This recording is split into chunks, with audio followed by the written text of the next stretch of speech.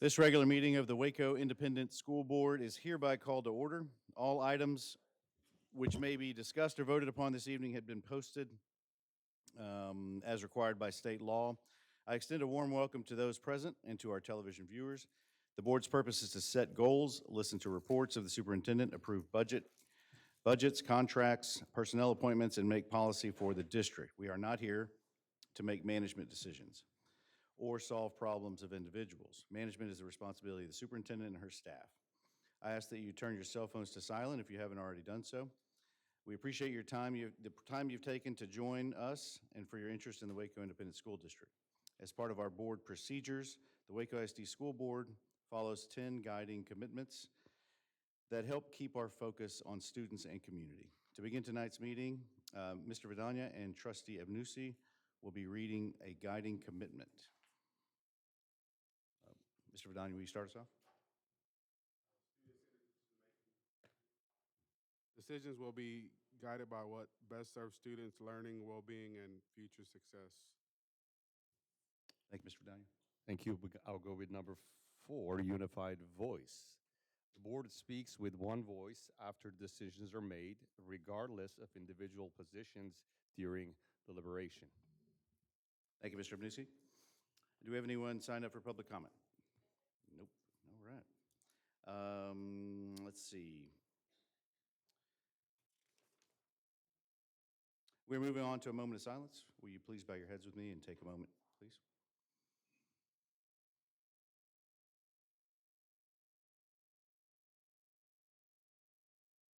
Thank you. Next, we'll move on to the Pledge of Allegiance.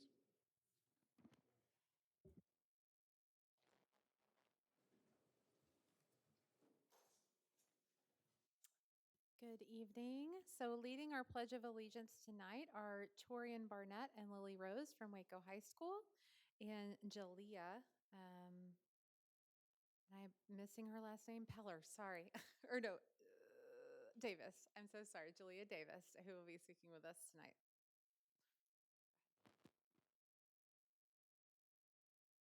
I pledge allegiance to the flag of the United States of America, and to the republic for which it stands, one nation, under God, indivisible, with liberty and justice for all. Thank you all. I just want to say a quick thank you to Torian and Lily because they were not planned pledge leaders tonight, but they stood in from Waco High School, and you'll see them later on. And then if the board will please come down for the recognitions.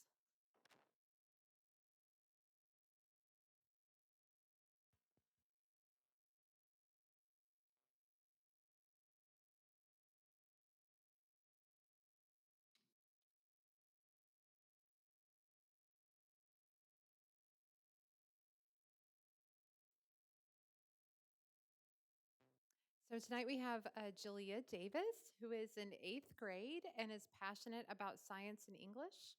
She's involved in AVID, which is a college prep program, communities and schools, and youth advisory council. In her free time, Jalea enjoys crocheting, singing, cheering, and baking. She dreams of studying biology or cosmetology in the future. Thank you, Jalea. She's also a student at GW Carver Middle School. And I also want to say a quick thank you to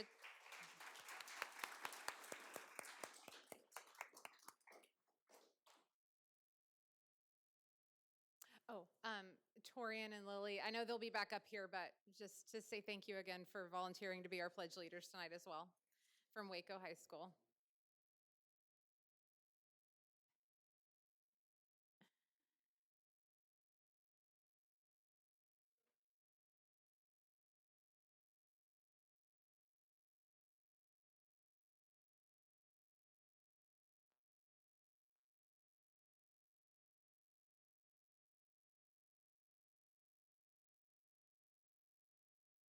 you. Next up, we're excited to share that the Waco ISD Fine Arts Department has been recognized yet again as Best Community for Music Education in 2026 by the National Association of Music Merchants Foundation. This esteemed designation honors school districts and individual schools that provide exceptional access to music education for all students. Just to give you a little bit of information about it, to earn this recognition, Waco ISD answered a series of comprehensive questions covering aspects such as funding, graduation requirements, participation in music classes, instruction time, facilities, and support for both the music program and community initiatives. The responses were validated by school officials and analyzed by Wolf Brown, a respected independent research and evaluation firm that specializes in education and the arts. Accepting the award tonight was Mr. Larry Carpenter, our Director of Fine Arts. And I want to say congratulations to all the talented musicians and singers and their dedicated directors. Okay, I think originally on our agenda, we had the State Visual Arts Scholastic event qualifiers. They weren't able to make it tonight, but I will say really quickly that we want to congratulate for University High School, Luvia Vega, Gabriela Suarez, Naila Jamshid, and Donna Villarreal. And then from Waco High School, congratulating Brittany Leah and Miguel Davila. So hopefully we'll be able to get those certificates to them. Okay, for the State 4-H Roundup, the Texas State 4-H Roundup is held at Texas A&M University campus and College Station, and it features around 50 different competitive events, educational workshops, and awards for 4-H opportunity scholarships. So I'm proud to say that Torian Barnett, who you just saw a minute ago, and is a student at Waco High School, won first place at the State 4-H Roundup.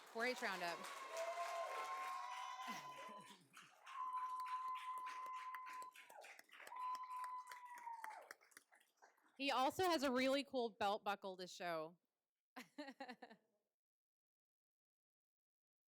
And he won first place with his impactful championship speech addressing student apathy. So congratulations, Torian. Karime Reyes was not able to be here today, but she secured second place in the photography competition. Let's say congratulations to her. And then Lily Rose placed 9th in the open educational presentation category for her speech on eco-bricks.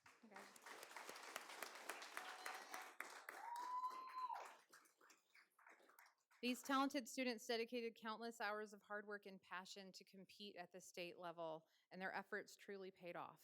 I also want to say thank you to Miss Julie Richardson, who's the 4-H club manager, is here as well to support her students.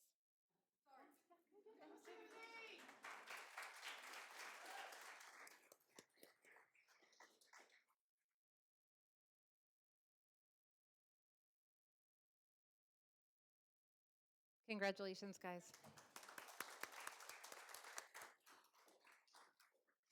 Okay, we have next up for the state track meet.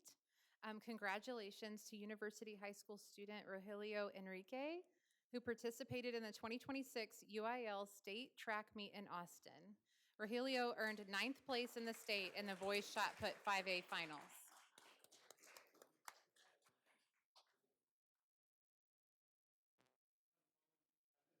Congrats.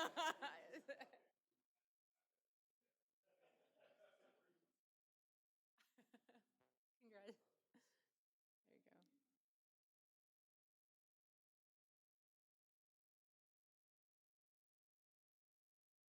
Congratulations. Okay, and for the state speech contest, congratulations to University High School student Jamari West on an incredible accomplishment at the 2026 UIL State Speech Contest. This was his first ever state appearance. He earned 4th place in the preliminary round and then ended up top 8 in Texas for prose oral interpretation.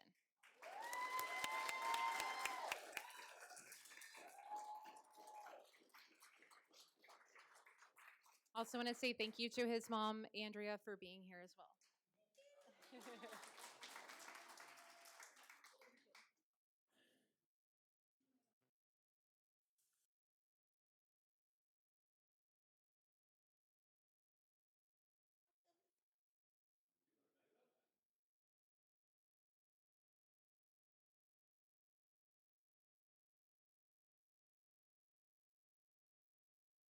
Congratulations, Damari. Okay, next we're recognizing Dr. Spicer. So she has been appointed to the Lone Star Investment Pool Board of Trustees, which is a 13-member statewide organization where she will provide fiscal stewardship and investment support. In this capacity, she will be responsible for financial management, including refining investment policies, conducting audit analyses, and maintaining high operational standards. Her term concludes in February 2029 with eligibility for up to 3 additional 3-year reappointments. Dr. Spicer looks forward to representing the community and safeguarding the resources that support local schools. The board formally supported her acceptance of this appointment through a resolution in May 2026, and we thank you in advance for your service on this board, Dr. Spicer.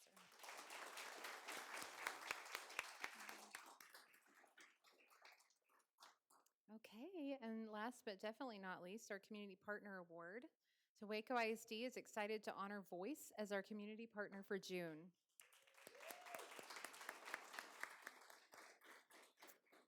Their long-standing commitment to our district has made a significant impact, and we feel incredibly fortunate to have such a dedicated partner. Voice has forged a strong partnership with Waco ISD through various initiatives to enhance student well-being, academic achievement, and community engagement. I would like to welcome Maria Macias, the Program Director for Region 7, and her team to the front to accept the award. So while they're doing that, I'm going to tell a little bit about what Voice has done with Waco ISD.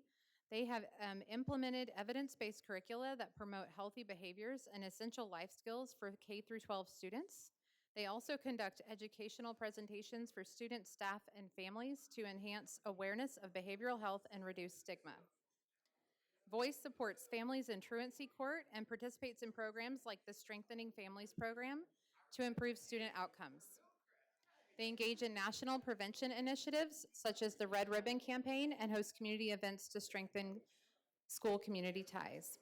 Their coalition, VASA, collaborates with schools to combat vaping by providing disposal boxes and educational signage, which you may have seen at our high school and middle schools. Voice is also active in campus decision-making committees at local high schools and contributes to district-wide events like the Family Back to School Bash. We are deeply grateful for the lasting impact Voice has made on our community. Thank you.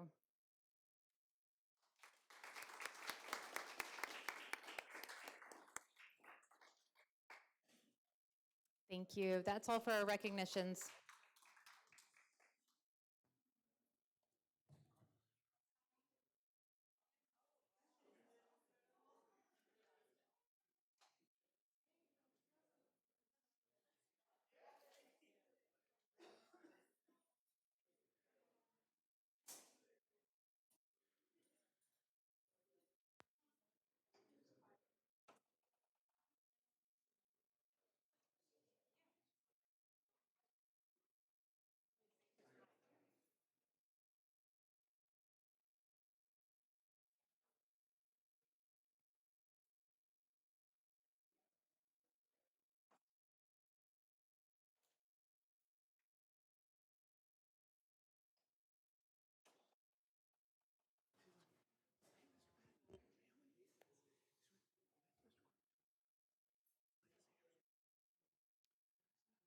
We'll be moving on to item number 5, Superintendent's Report.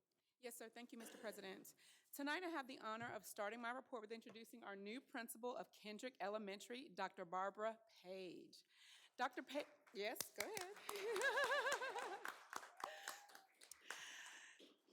Dr. Page brings more than a decade of incredible heart and dedication to public education. Most recently, she served as assistant principal and dean of students at Rappaport Academy here in Waco, Texas. She also has deep roots in our local community, including time at Midway ISD and right here in Waco ISD, where she proudly served on a campus turnaround team that successfully helped the school rise out of state improvement required status. When we asked Kendrick's families and staff what they wanted in their next leader, they asked for a true advocate, someone who thrives in a bilingual community, supports teachers, and has a genuine heart for the neighborhood. Dr. Page checks every single box. She is a proven instructional leader who uses data to lift students up and her focus on positive campus culture has consistently kept teacher retention high and student attendance strong. She's highly qualified, holding a bachelor's degree from Texas A&M Corpus Christi, a master's from UT El Paso, and she's earned her doctorate from Baylor University in K-12 educational leadership. Dr. Page is ready to ensure that every single student, teacher, and family at Kendrick feels a deep sense of belonging and empowerment. Board members, please join me in giving a warm welcome to Dr. Barbara Page.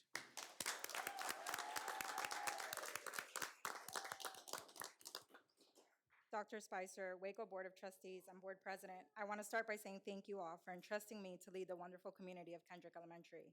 Words cannot describe the honor I feel to get started and serve the students, families, and staff. I need to start by giving a special nod of gratitude and love to my family joining me today. My husband, Brett, my mother, Brenda, my father-in-law, Mickey. You all have walked alongside me in my professional journey, prayed for me, and celebrated every win along the way. I love you all, and thank you. And the two biggest points of pride and love for me, my kids, Sophia and Samuel. Every single step I take is to make the two of you proud, and this work I am deeply committed to is because of how much I see the sun rise and set in the two of you. You both are my greatest inspiration, and I love you more than I can say. And I'll stop here because you both know I'll otherwise cry. I have a support system that is far and wide. From here in Waco, my wonderful colleagues at Rapport Academy, to my loved ones watching from as far south as my hometown in Miami, to as far north as Dallas, Georgia, and Dallas, Texas, El Paso, and Corpus Christi. It means the world to me because they know what education has done in my life and the mission I live by for it to change the lives and trajectories of kids everywhere in our public schools. And to the Waco ISD community, I say, with a support system that looks like that, I cannot fail. I was born and raised in a community like Kendrick, which is how I know that this isn't coincidence or happenstance. I've walked the halls and have seen and heard the stories of kids whose lives you will change and impact, and the responsibility of your trust in me is not something I take lightly. Schools have always been my safe haven and the great catalyst in my life. I am committed to keeping that safety for every person that walks in Kendrick Elementary. I understand the work that is cut out for us, and nothing excites me more than problem solving for students because every child is worth it. Thank you very much for the opportunity, and I look forward to a wonderful school year.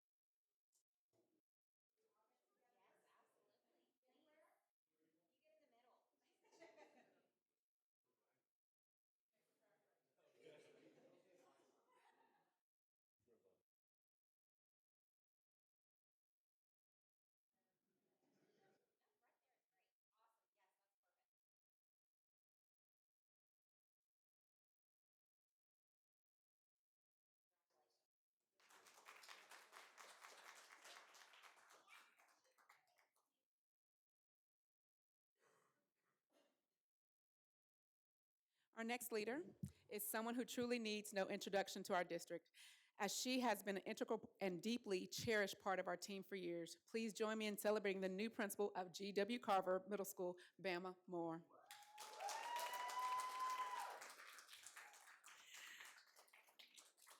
Principal Moore brings an incredible 25 years of dedicated experience in education with deep-rooted history right here in our home district. She has served our students and our families as an assistant principal and associate principal here at Carver Middle School and spent a decade at Waco High School as an assistant principal and special education coordinator. Her institutional knowledge and unwavering commitment to our students is unmatched. When we surveyed the Carver community about what they wanted in their next leader, they asked for transparency, flexibility, and a deep-rooted commitment to Waco ISD. Principal Moore embodies all of that and more. She believes, you get it, all of that and more? Nobody got play on words. Hang with me, guys. She believes that academic performance and school culture go hand in hand, and her vision for Carver is to create a space where excellence is the standard. Principal Moore holds an associate's degree from McClellan Community College, a bachelor's degree from Paul Quinn College, a master's from Lamar University, and she is currently completing her doctorate of education in improvement and performance at Capella University, focusing on system-wide academic equity. We are proud to see one of our very own step into this well-deserved leadership role. Board members, please join me in congratulating and welcoming Ms. Bama Moore as the official leader of G.W. Carver Middle School.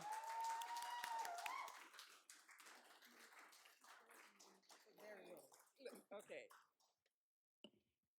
Thank you, board members, and I'm so glad that Dr. Spicer said that there's really no introduction because I'm already known, so that made this be really short. I am very honored and glad and appreciative of being the new principal at Carver Middle School. We've made a lot of progress. I'm happy to be able to return to that campus. I completed my third year working with a wonderful admin team and a great group of teachers. So I'm very excited to see what we can do and what happens in the next school year. So again, thank you. You know, you have a left hand and a right hand, so you must have a right hand. I had to adopt these two. My children said,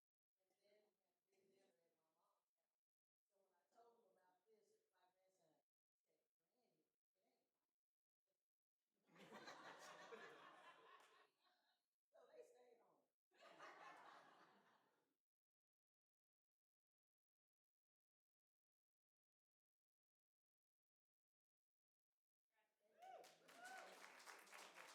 and then we had big dinner at my mom's house. So when I told them about this, my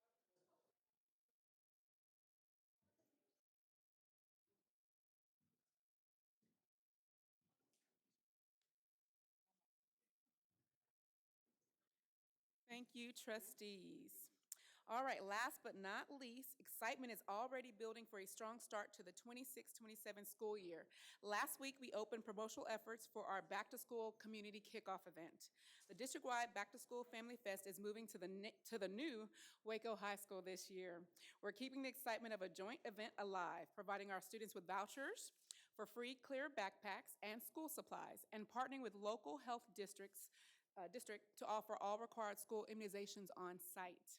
Before students and families collect their supplies and meet campus staff, we are again inviting them out to join our greater Waco community in our second annual Superintendent Superhero 5K and Fun Run. Taking care of our physical, yes, I'm excited. Everybody's like, really? Taking care of our physical and mental health helps us show up as our best selves, and this run is a perfect way to celebrate the real-life heroes in our community. Here's what you need to know. When and where, Saturday, August 1st at 7 a.m. on the Waco High School track. The vibe, superhero costumes and capes are highly encouraged, and the cost is just $15 for adults and completely free for our students.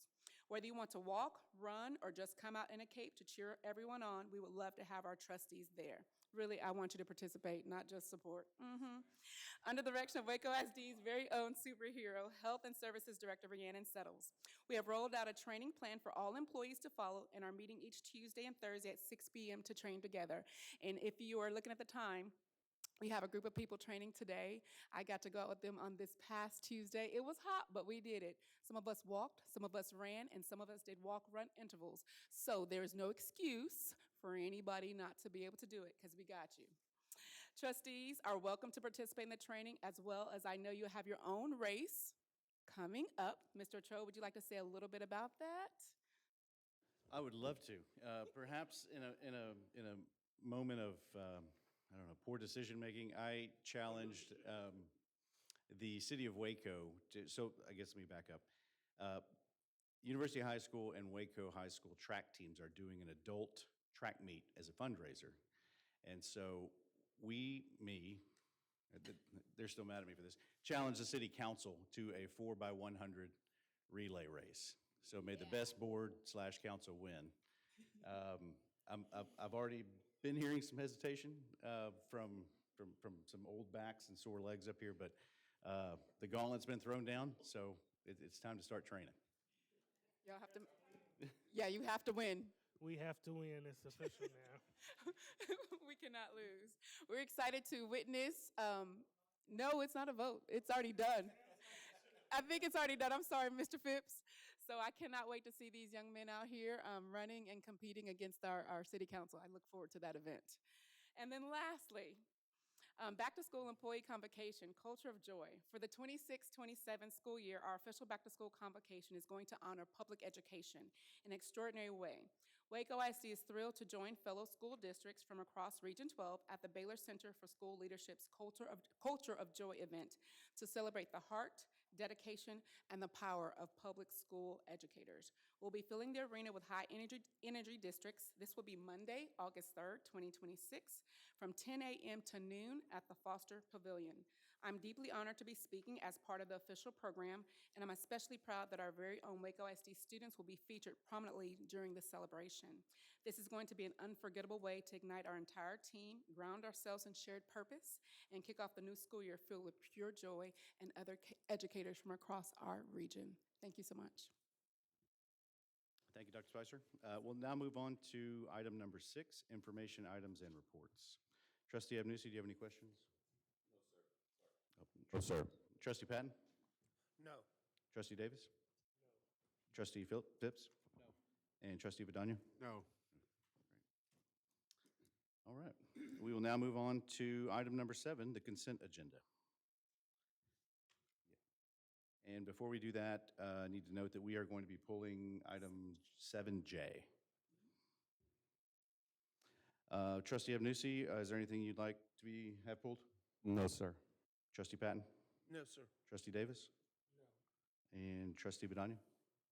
No. At this time, I'd entertain a motion to approve the consent agenda with the exception of item 7J. Do I have a motion? So moved.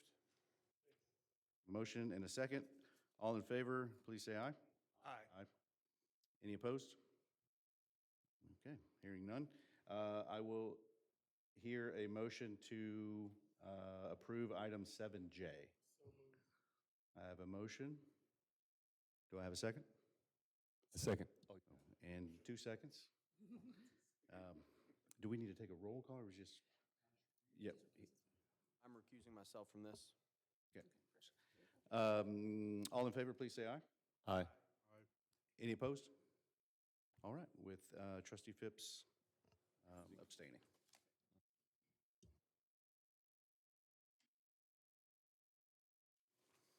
We are moving on to item number 8, review and discuss budget update presented by Ms. Sherry Smith.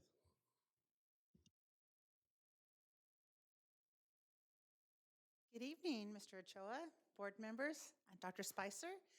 What I would like to do today is wrap up this past school year, give you a heads up on how we're going to end the year, and how our expenditures looked, and our property values. So before we get started tonight, I'd like to explain a unique situation that occurred this year. So way back in 2021, we had the passing of our bond issue. We sold that bond in 3 separate pieces. The first piece was sold in 2022.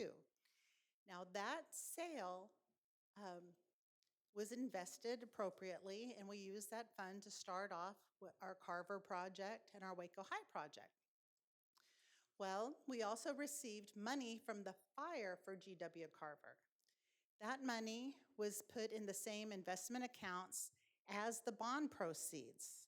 And as we spent the bond proceeds down, we realized at the end that there was this leftover funds, and I had to do some research and figure out, oh, it was from a deposit that had inadvertently was deposited into the bond proceeds instead of our general fund.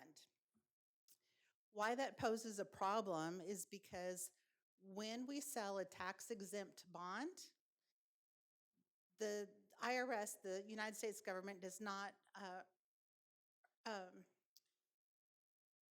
the revenue that people get that purchase the bonds, that is not taxable income, the interest is not taxable income to them, so the IRS does not get any kind of taxes on that revenue that's earned.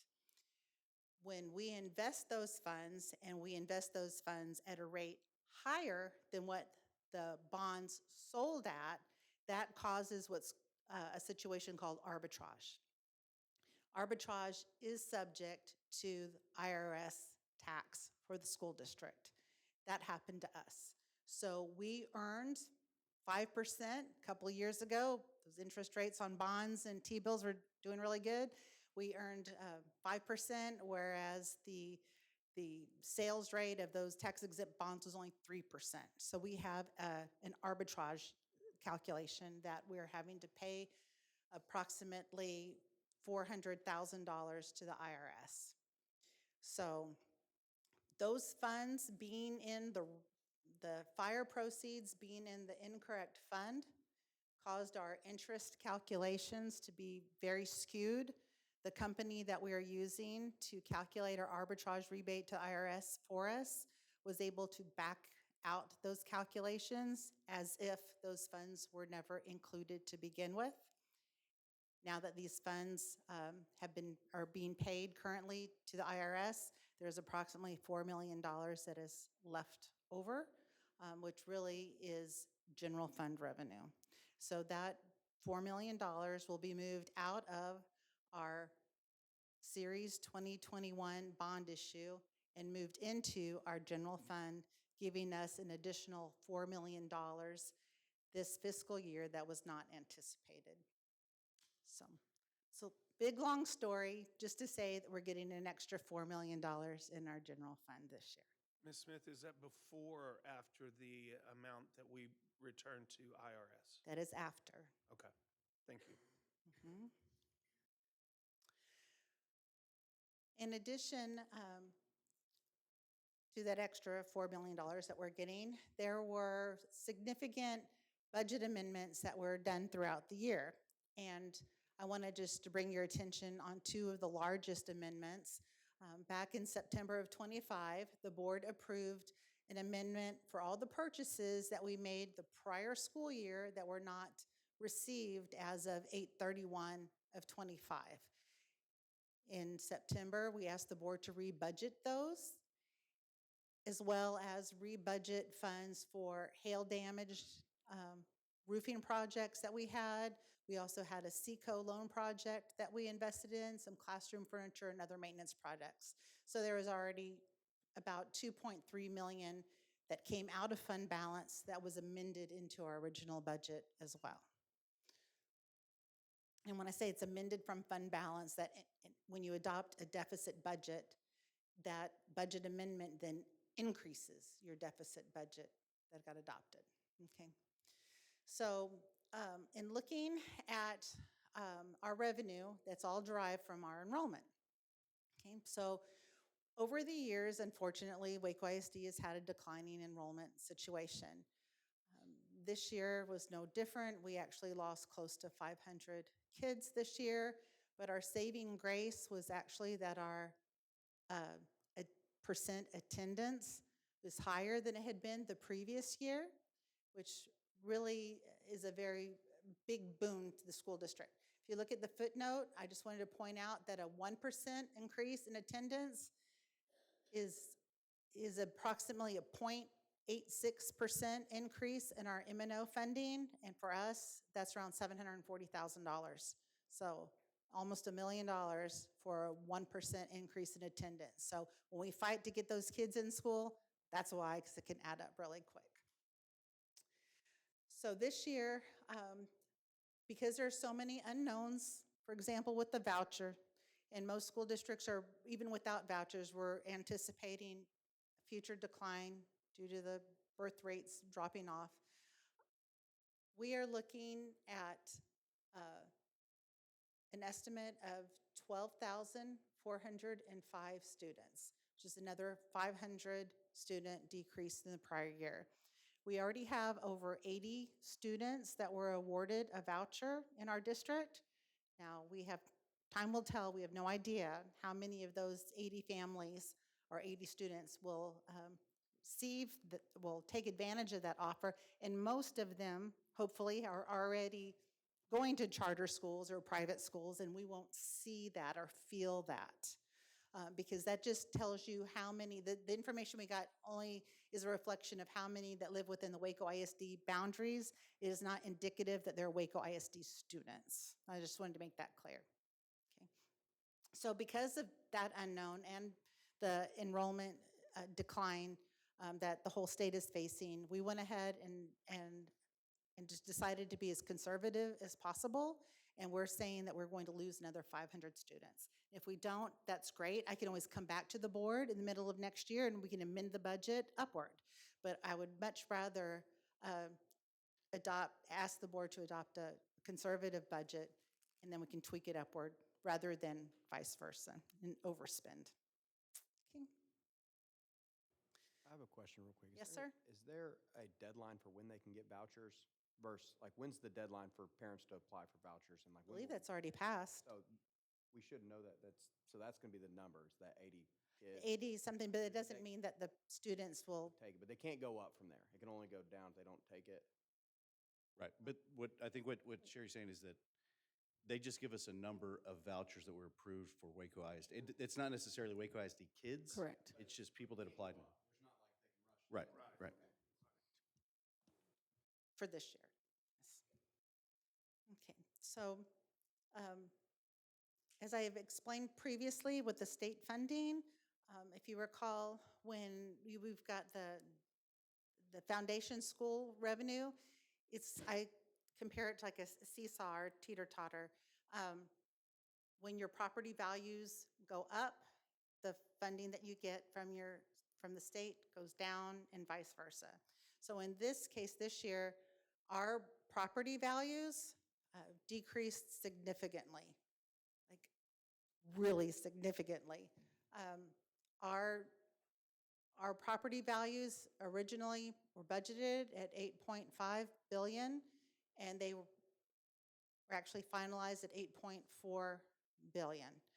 And we are also protesting even the $8.4 billion because our records show that it's more like $8.3 billion. So the reason we're protesting it is because if the state thinks that we collected taxes on $8.5 billion when we only really received taxes on $8.3 billion, they're not going to fund us for that extra amount that we did not collect taxes on. So that's the reason the protests are important. Okay. Our revenues for the foundation school program did increase drastically this year, $4 million, but again, our property value tax collections decreased. And we also earned more money than anticipated on our investments. Don't expect that to continue into next year, as we are already being told that the interest rates are going to keep declining. So with the sale of Indian Spring and with the $4 million that we're bringing in from the bond fund, and with the extra expenditures that we've asked the board to consider at the board workshop, we are looking at a change in our fund balance for this year of a positive $28.7 million. That's much better than the $14 million deficit that we were facing originally. Now, even if we wouldn't have sold Indian Spring, we would still have a $4 million deficit. But again, that's much better than the adopted deficit. Okay. And this slide is just to express what our property values have been doing over the past several years and also show the increase in the homestead exemption. So this year, the year that we're wrapping up, our preliminary taxable values were $10 billion. They were certified at the $8.8 billion. Again, that impacted all the tax collections that we received. And this year, our preliminary figure is 9 billion, and we will not get that certified value till July the 25th. All right, some preliminary cost increases that we already know about for next year. Our utilities, we're going the increase in water costs and gas costs and Encore delivery fees. Now, our electricity rate that we pay per kilowatt hour is locked in, and it has been locked in for several years, and we have an incredible rate. We have one of the lowest rates in the state for school districts. We pay 0.03798 cents a kilowatt hour, and that is fixed, locked in until 2033. So we're sitting very sweet until 2033, and then after that, maybe not so good, but because the prices of electricity, as you know, for your own personal use, you cannot get a 3-cent electricity rate. Our property and our casualty insurance, we do not have those final figures yet. I don't expect them until July. I've asked for preliminary percentages on an increase, and I have not received that information from them. And then, of course, fuel prices will remain uncertain going into the near future until the political unrest is resolved overseas. Okay. And then revenue figures that we know about changing. Of course, enrollment is projected to continue to decline. Virtual schools will produce additional revenue, at least $250,000, hopefully more, but we won't know until all those kids start getting enrolled. And then again, our bank account interest rates are expected to continually drift lower. Our calendar to adopt the budget is, since we have no meeting in July, the next time that I will speak before you will be at our budget workshop that we're going to have in early August.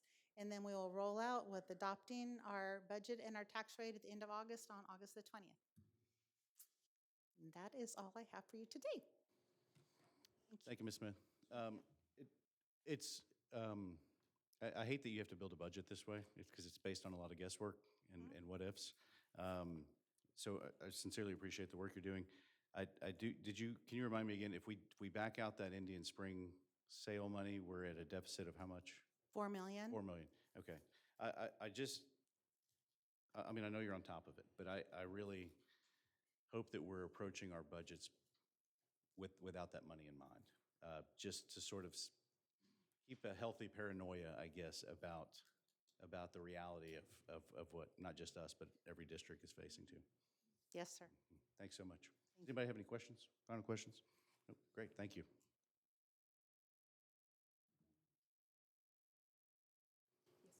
Okay, we're moving on to item number 9, discuss and take appropriate action regarding the 2026-2027 compensation manual presented by Dr. Renita Carradine.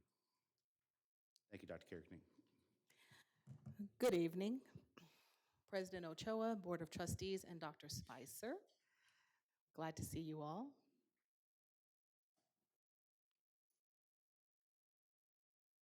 Okay, so we are here today to present our 2026-2027 compensation plan. And we are going to be covering salary adjustments, stipends, benefits, some incentives, as well as recruitment, retention, and our overall employee well-being. If you recall last year when I presented to you, we were working through House Bill 2, where we had the teacher retention allotment, where $25,000 was given to teachers with 3 to 4 years of experience and $5,000 for teachers with 5 years of experience or more. So this allotment began in 2025-2026, and to term what a classroom teacher is, it's anyone who has more than 4 hours in an academic setting along with CTE. In order for us to maintain this requirement, all third-year teachers moving into their 4th year will receive an additional $1,000 increase, because these teachers last year received $1,500 so that we could remain competitive. Therefore, it's going to be rounded out to meet those qualifications for HB2. And then our 5th-year teachers will be moving into their 6th year, will be receiving a $2,500 increase. And this is just a very simple graphic to kind of show you what was on the previous slide. For our teacher pay scale adjustment, we are pleased to present that our 0-year teachers have had an increase of $500. And so this will be anyone who is uncertified or who is on a statement of eligibility. They are intern or probationary. And then for our 0-year teachers who are coming to us who are currently certified will receive $55,000, and all other levels will receive a $400 to $500 increase on the new pay scale. But this is the most exciting part right here. And so we are excited to present this to you in collaboration with school leadership, as well as the feedback that we did receive from you all as our Board of Trustees. We are excited to present and recommend salary increases and raises at the midpoint, 2% for our professionals, 2% for our teachers, 4% for our paraprofessionals, and 4% for our auxiliary staff. And then we are even more excited to recommend a December retention bonus of $500 for all employees to be paid out in December as a retention bonus. In terms of our pay grade reclassifications, I'm not going to read through all of these, but these adjustments were necessary to make sure that we were fully aligned and calibrated and also equally competitive with surrounding districts and other organizations.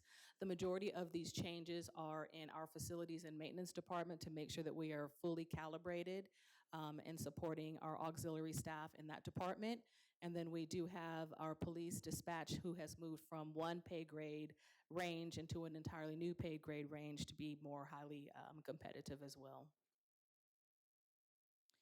For our guest educators and our substitutes, we have listened, we have learned, and we have also come to you with another recommendation to increase all of our substitutes at varying levels $5 to $15 a day, also to remain highly competitive. And we do believe that this is going to be a wonderful way to also retain our current substitutes and guest educators.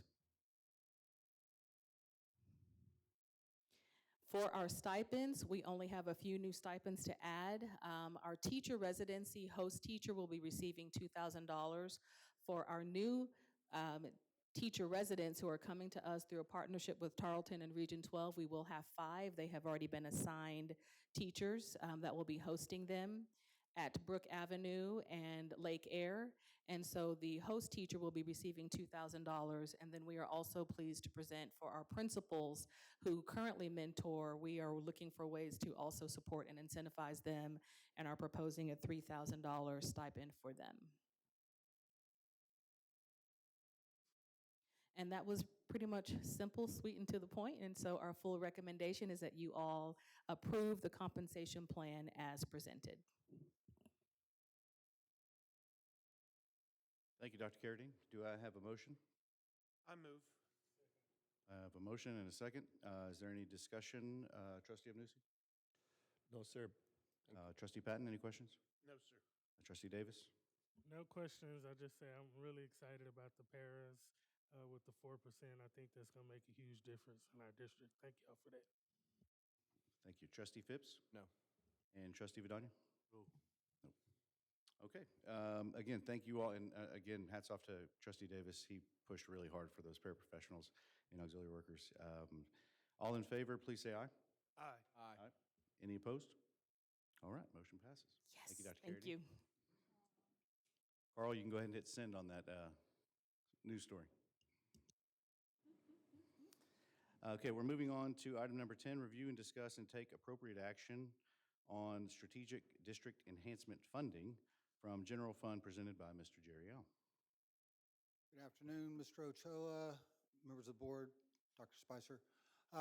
What we want to talk about today is some adjustments that we made to our strategic district enhancements due to our workshop that we had recently. And so we'll get right into it with some security investments that we want to make that are necessary for the start of school.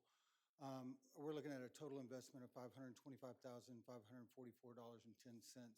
to be used for safety and security of open gate weapons detection systems for our secondary campuses. This includes UHS, Waco High School, CCMS, Tennyson, and Carver Middle School, and also Lake Air, Montessori, and Middle. These are actual devices that are that are portable. They can be used in multiple events, no matter where we're at. They're battery operated. They're very easy to move around and quite secure. You'll see them at a lot of different secured events that are around and venues. So the second part is safety at the administration building. This administration building here, we need considerable security enhancements. We need access controls for this administration building, security from all over. Our parking lot needs a lot of help with that. Gets used every weekend, and there's always something that's going on with the use of that parking lot. Also, leveling up our basement and then around our perimeter as well. So making sure that that's going to happen. We actually got a quote for $249,610 or something close to that, I would believe. Yeah, 249,084. And we left it at 250 in case there was any kind of intrusion that we had to do or any kind of remediation that we needed to do in there as well. So that's the first slide. The next one is for our transportation department. This investment is $240,190. This would include a bus GPS system for $165,190. This is an exciting thing for our transportation department. And it's also exciting for our community. It will allow our parents to be able to see when their kids are going to get dropped off or when they have been dropped off, when they need to walk them to the bus stops. And then also, our buses aren't equipped with CarPlay like most of our cars are. So, but it does put a tablet in there for our bus drivers and gives them the ability to find the most fuel-efficient route in order to make it happen for our students. Also, our fuel management, we're renovating our fuel management pieces, which is our fuel pumps. They are in constant need of renovation. I think the last time we renovated them was quite a while ago, and I think late 70s was when I could find. But we need to modernize those. That's pretty old, yeah. I mean, I'm not going to say how old I was, but it was 10 when those were happening. So the next one is the biggest of the expenses, and this is technology. And I'll remind you that nothing, technology and the word inexpensive don't typically go together. So, but we need to do some investments in our life cycle. We're asking for $1,404,114. $896,414 goes towards infrastructure pieces, which we're including upgrades to our external Wi-Fi, classroom instructional pieces. Also, our network production environment needs considerable upgrades. Then $507,700 would go towards our student and staff life cycle. That's around 1,300 Chromebooks and about 500 administrative and staff laptops that need to be replaced. The next item is our warehouse equipment, $238,000. That includes a box truck, a forklift, and a delivery van. And as I've said before, our current forklift is just a fork and no lift. So it is sad, and it's to a point where it's quite a safety hazard for us. So we want to make sure we take care of our warehouse people because they work hard in that environment and they need it. So the next one, our Waco Police Department, as you can see, our chief provided us with a great picture of one of our older vehicles up here. We're looking at a total investment of $147,590.40. That would replace up to 3 vehicles for them. As I'll remind you that when the House bill came through, that we increased all of the number of police officers that we had from, I believe, 17 to 32. We did that. We increased the personnel, but we did not increase the number of units that they had to be able to be a first responder and get in their cars and go. So we've been working diligently, and Chief, wherever he is, over in the corner, he's been working really hard on making sure that he replaces every year, but we're still playing catch up, and this will get us caught up to 32 vehicles in total. So as a total, $2,555,438.50 would go towards the items listed on the screen that you see there for life cycle replacements and also just getting our schools back up to speed, ready for school year in September. And our recommendation is that you approve. And these are all not to exceed budgets, by the way, because I know you like that, and wanted to make sure I put that in there. Thank you, Mr. Allen. I think we have a question from Trustee Patton. Hey, Jerry, could you go back one slide? So looking at the technology request, it's 1.4, right? Yes, sir. Is it reasonable to expect next year you're going to come back and ask roughly the same amount? It won't be that amount, but there'll be something that I'll have to come back to. With technology, and especially the refresh cycles that we have and the number of students that we have that are very hard on Chromebooks, those Chromebooks usually, if they were in pristine condition, they will last us until 2029 for the oldest Chromebooks that we have. But and the newest ones that are up there, they will keep going year after year. But there is a lot of breakage. And we cannibalize a lot of these things and put them back together and Frankenstein devices and then put them back together for our students. But there are a number of them that we can't do that to. And we have a typical loss rate of about 10%. And I'm sure a lot of that is middle school. It is, and so- having been a middle school teacher, there's a special place in heaven Yeah, for us. I know that. Yes, So sir. my question is, 1.4, is that going to be roughly a window that we can expect every year, somewhere around there for Not for the devices, no, refreshing? sir. Not for devices. The majority of that cost is in our production environment, which is the high-end piece that we have back here, which is our servers, UPS backends, everything that runs our environment and keeps our schools running and runs all the software that we have, our mission-critical things, and our disaster recovery backup systems. So the major part of that cost is in there. That is structured out to be $445,674. And then there's also about $300,000 worth of Clear Touch Interactives, which we won't have to come back for. Okay, thanks. Quick Yes, sir. question, Jerry, sorry. So the infrastructure, the plans for this budget here, when was the last time this infrastructure, we kind of tackled that infrastructure? Since I'm new, I'm first year Yeah, here. So. the infrastructure here that's our NOC has not been updated in the last 10 years. So now we refresh, what E-rate does is it gives us the ability to do the campus sites, where students are, where instructional facilities are done. So those facilities are done almost on a 2-year refresh cycle. So, but we can't use those in our production environment. We have to buy new here, so. Yes, sir. Just a random question. Chief had mentioned some of those police cars are 20 years old, somewhere close to that. Just out of curiosity, my son's turning 16 in about a year and a half. What do you guys do with those old cop cars? He'll actually, I believe Chief and I were talking earlier that he's actually going to trade a couple of them in because he needs to get more equipment put on the newer ones. So he's using those to get more equipment put on. Yeah. He definitely does not need anything fancy.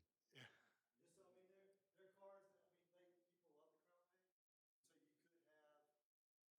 So you could have through a bidding process people who would bid pretty significantly for them. I saw one that went, or heard about one that went for about $9,000, so, I mean, they're collector items. We can charge them like 10 or 12,000 is what I'm Collector hearing, items, but Chief. they're not first responder items. No, he's got about a $600 budget. I'm trying to raise up the price. I'm trying to, revenue, y'all.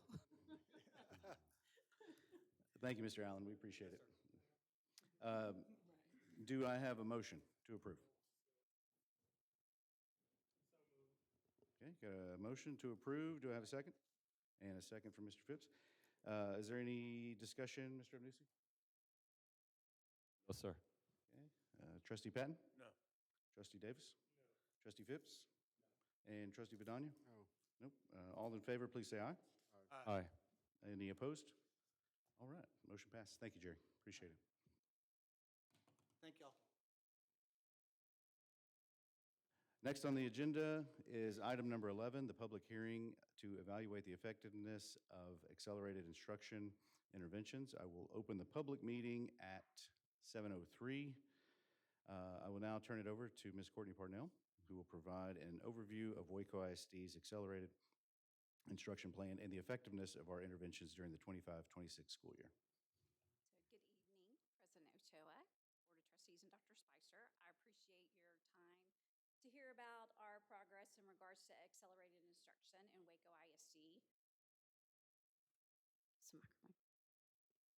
I appreciate the opportunity to talk about the progress of accelerated instruction in Waco ISD. Just a reminder, accelerated instruction is a state mandate for House Bill 1416 and Texas Education Code 26008. Accelerated instruction is supplemental instruction to core to help students master grade level standards. So during this presentation, I'm going to talk about kind of 3 areas. The first thing I'm going to talk about is the growth that we have made. I'm super proud of this growth, and this is growth that will be uncaptured by state accountability framework. I also will present data in regards to our Tier 2 and our Tier 3 students and areas that we've improved and areas that we need to continue to work on. And then again, why I'm extremely proud and dedication of the hard work of our teachers and our staff, our principals. We'll continue to recognize that we have areas we need to grow and systems we need to strengthen in order to continue to master the high level of achievement for all of our students. So the last section will outline the action steps that have already been determined for the upcoming school year based on the data and feedback from our stakeholders. So this first slide regards our overall scope of students in the accelerated instruction or intervention process where they are. And so I just want to kind of review what the different levels or tiers are. Tier 1 is green, and those are students who are considered to be on grade level. Tier 2 are students who are typically our approaches students, because we know approaches is not grade level, are a year behind, failed STAR 1 year, are on our diagnostic fall between the 30th, 7th to 20th percentile. And then our Tier 3 students are multiple years behind. They're below the 10th to 15th percentile. And these students have never passed STAR. So when you look at the Waco ISD data, I'm going to have to take my glasses on and off. I apologize. Right now, this is based on the end of the year tiering. We're sitting at about 53% for Tier 1 for reading. Tier 2 is 31%, and Tier 3 is 15%. In math, we were at about 53% for Tier 1. Tier 2, we are at 28%, and Tier 3 is 18%. And just to clarify, Tier 2 students are given that supplemental instruction, accelerated instruction by their core classroom teachers. And the students that are Tier 3 are pulled out by our supplemental instruction teachers, or what we refer to as our SIT teachers.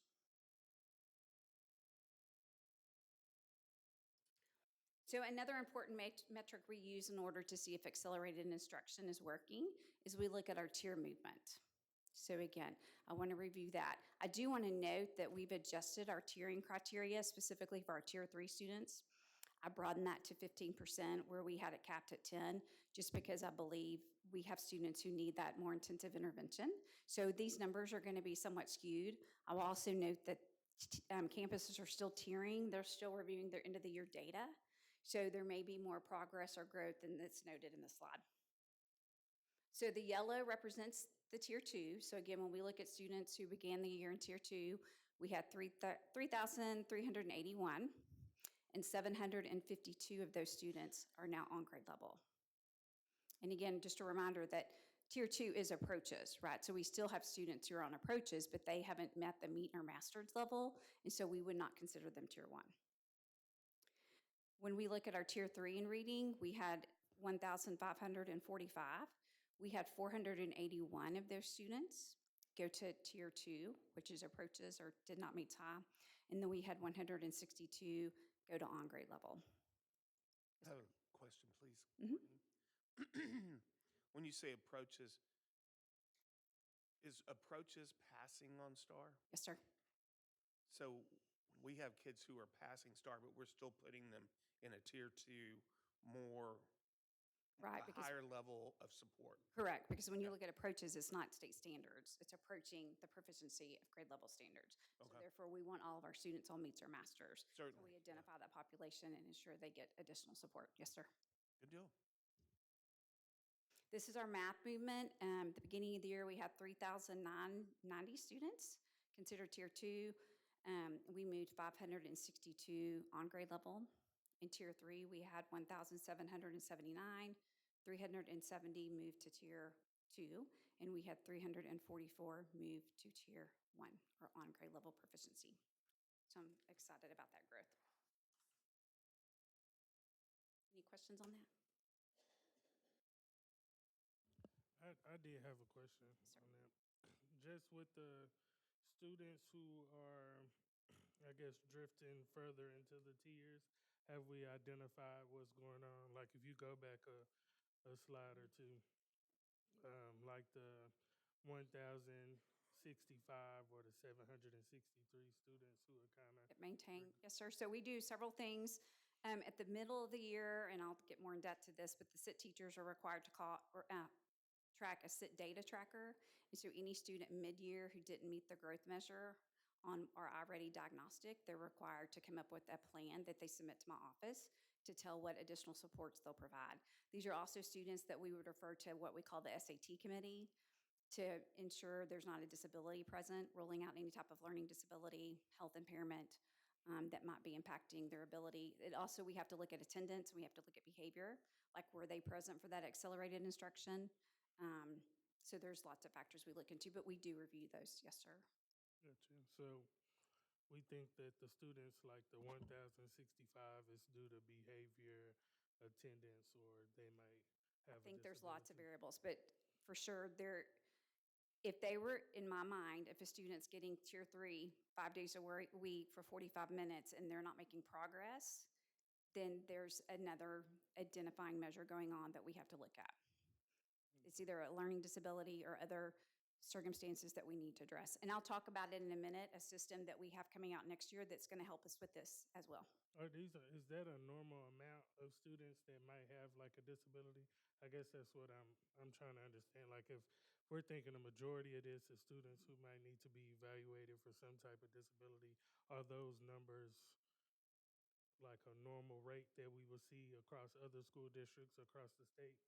Or are we at a higher number? I mean, if you look at our overall tier, a Tier 1 system that has a healthy Tier 1 core is at 80%. And we know we rolled out a new curriculum right this year. We know we have work to do. So, and then 15 to 20% Tier 2 and 5 to 10% Tier 3. So I think there's a correlation, lots of factors that impede that.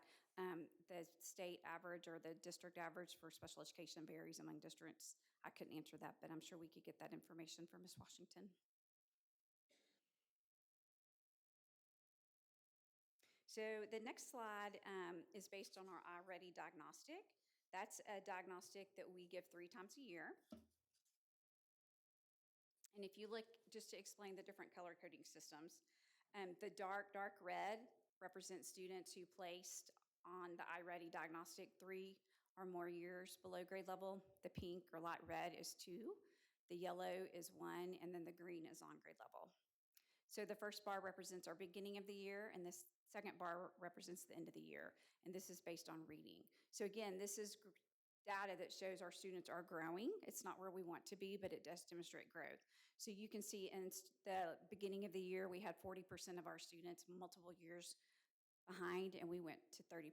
And I do want to note, this is one measure, right? So if I, Courtney Parnell, didn't feel good and I went to school and took this test, then I may not perform my best. So when we tier students, we look at multiple sources of data, but this is based on one data source. 2 or more years below, we went from 18% to 13%. And then on grade level, based on reading, based on this test, we were at 14% on grade level, and we rose to 30%. So again, that shows growth that's not going to be demonstrated by other measures.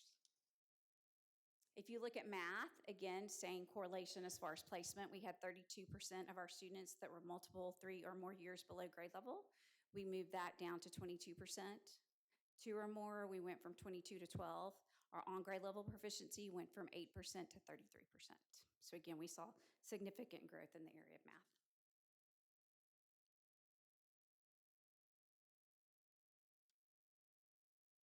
The next slide is a different type of report that we use to identify growth or not. It's called typical versus stretch growth.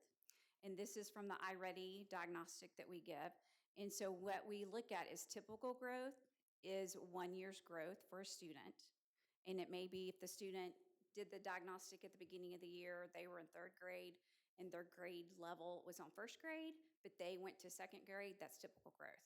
Then stretch growth is multiple years growth.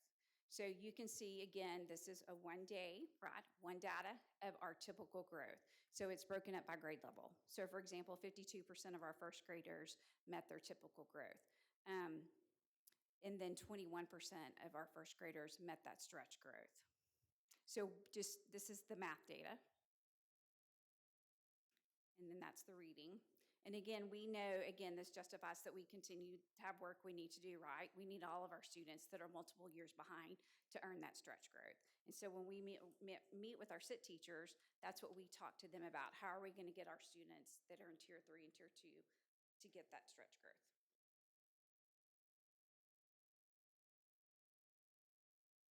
So I explained this a little bit, but again, when we have our SIT teachers, we have them use what's called a data tracker. And they document the iReady BOI, the MOI, and the EOI. They put TCAs, any type of data that we can get interim.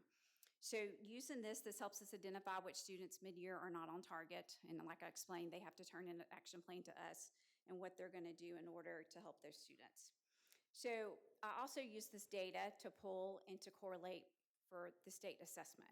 And again, I need to note this is very preliminary data. This is based on raw scores that I pulled, so this is not 100% accurate, but I felt it important to present because accelerated instruction is based on STAR. And I'm also proud of the growth, because when you look at Tier 3 students, as I talked about, especially when we get third, middle school, and high school, these students are multiple years behind. We have middle schoolers who are 3 to 4 years behind that we know we continue to work on. So when we look at elementary, based on this year, reading, we had 24% of our Tier 3 students were at approaches or higher, and then 40% of our students met the growth measure. So the growth measure is where I really want to focus on, because that's where we need to continue to work on. My expectation is that at least 80% of our Tier 3 students should be meeting the growth measure if they're getting that intense intervention as they should. In math, we had 23% at approaches, and then we had 61% meet our growth measures. I want to note that for math, we went from 11% approaches last year to 23%, and we went from 23% growth measure to 61%. So we doubled our growth in that area. Reading, we have 24% approaches, and then 41% met the growth measure. I also want to note in middle school that I had SIT labs that had vacant positions. We know that there's a teacher shortage, right? So we have to have our core classroom teachers. So we had Tier 3 students who may not have been getting that intervention, that intense intervention that they needed daily because of just the nature of the teacher shortage. And math was at 14%, and then the growth measure for middle school math on STAR was 59%. Algebra 1, this is 62%, is just approaches. So we had 62% of our Tier 3 students approach on STAR. And then English 1 was 26%, and English 2 was 28%. So again, I'm super proud of our growth, especially with middle school math and algebra, but I'm not gonna not own that we have work to do in regards to ensuring those students meet grade level proficiencies. All this, though, Courtney, is for Tier 3 data, right? Yes, sir, it's just Tier 3. That's important to note that we're making this growth with the students who struggle the most right now. Yes, sir. And I am working on a way to correlate the Tier 2 data for STAR, because the way that the system and Frontlines identifies our students is it doesn't delineate between Tier 2 and Tier 3. But that's something I'm working on next year. So again, well, I'm very pleased of the growth, and I'm super proud of the SIT teachers who have enormous dedication. And besides the fact that these students are multiple years behind, a lot of these students may not like to come to school or may not enjoy the topic they're being taught. So they have to have lots of positive and reinforcements, systems, and structures. So I'm super proud of that group, super proud of the team.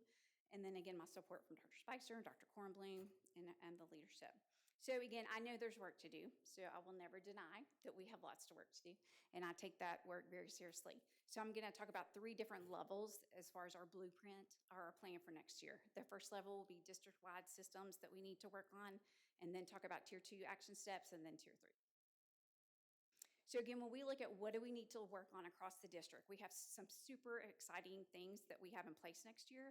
The first thing that I'm very excited is that we will have at-risk specialists at each campus. And so at-risk specialists will be funded by Title I. And this position will be used to help provide instruction, guidance, ensure the fidelity of accelerated instruction is occurring on campuses. So we haven't had this specific position before. It's either been the associate principal or the sit teacher or the IS. So the fact that we'll have someone dedicated to this and other people can focus on what they need to.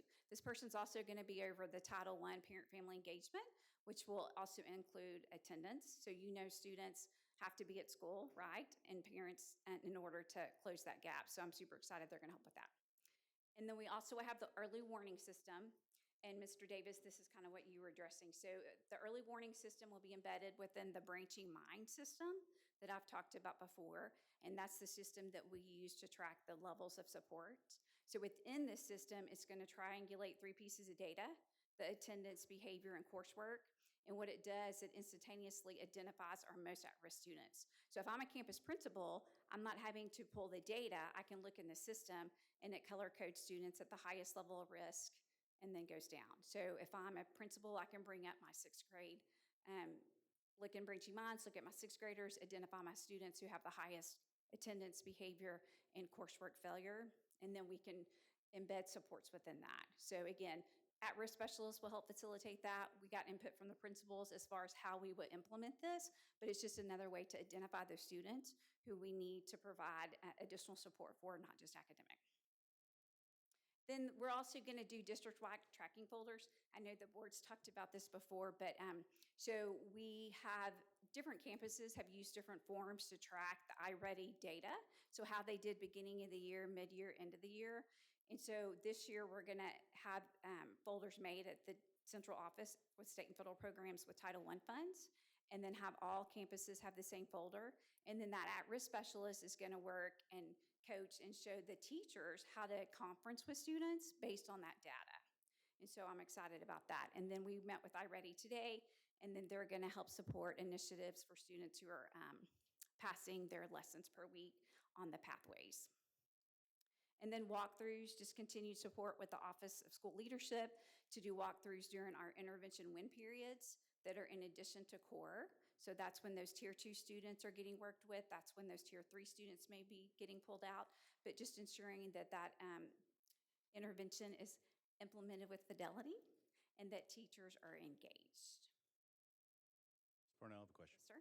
That early warning system, that's ready to go right Yes, now? sir, it is. Okay, great. So a principal could look on day one if a student's attendance risk, can start making phone calls sir. immediately Yes, to sir. those parents. Great. We're circling back in the August principals meeting. We did a survey to get, like, I have my vision, right? But we need to make sure we're all on the same vision to get their input, and then we'll talk about in August how we see that working. It will probably be different than high school than it would be elementary. Right. Great. When we look at tier 2, what do we need to do to help those students who are approaches or did not meet? The first thing we've done with the support of Office of School Leadership is ensure there's going to be a 45-minute minimum standard intervention time. So all elementaries will have the 45 minutes. We've had it at secondary before. But the important thing about that is that it ensures that those students who are getting pulled out are getting 45 minutes for a content.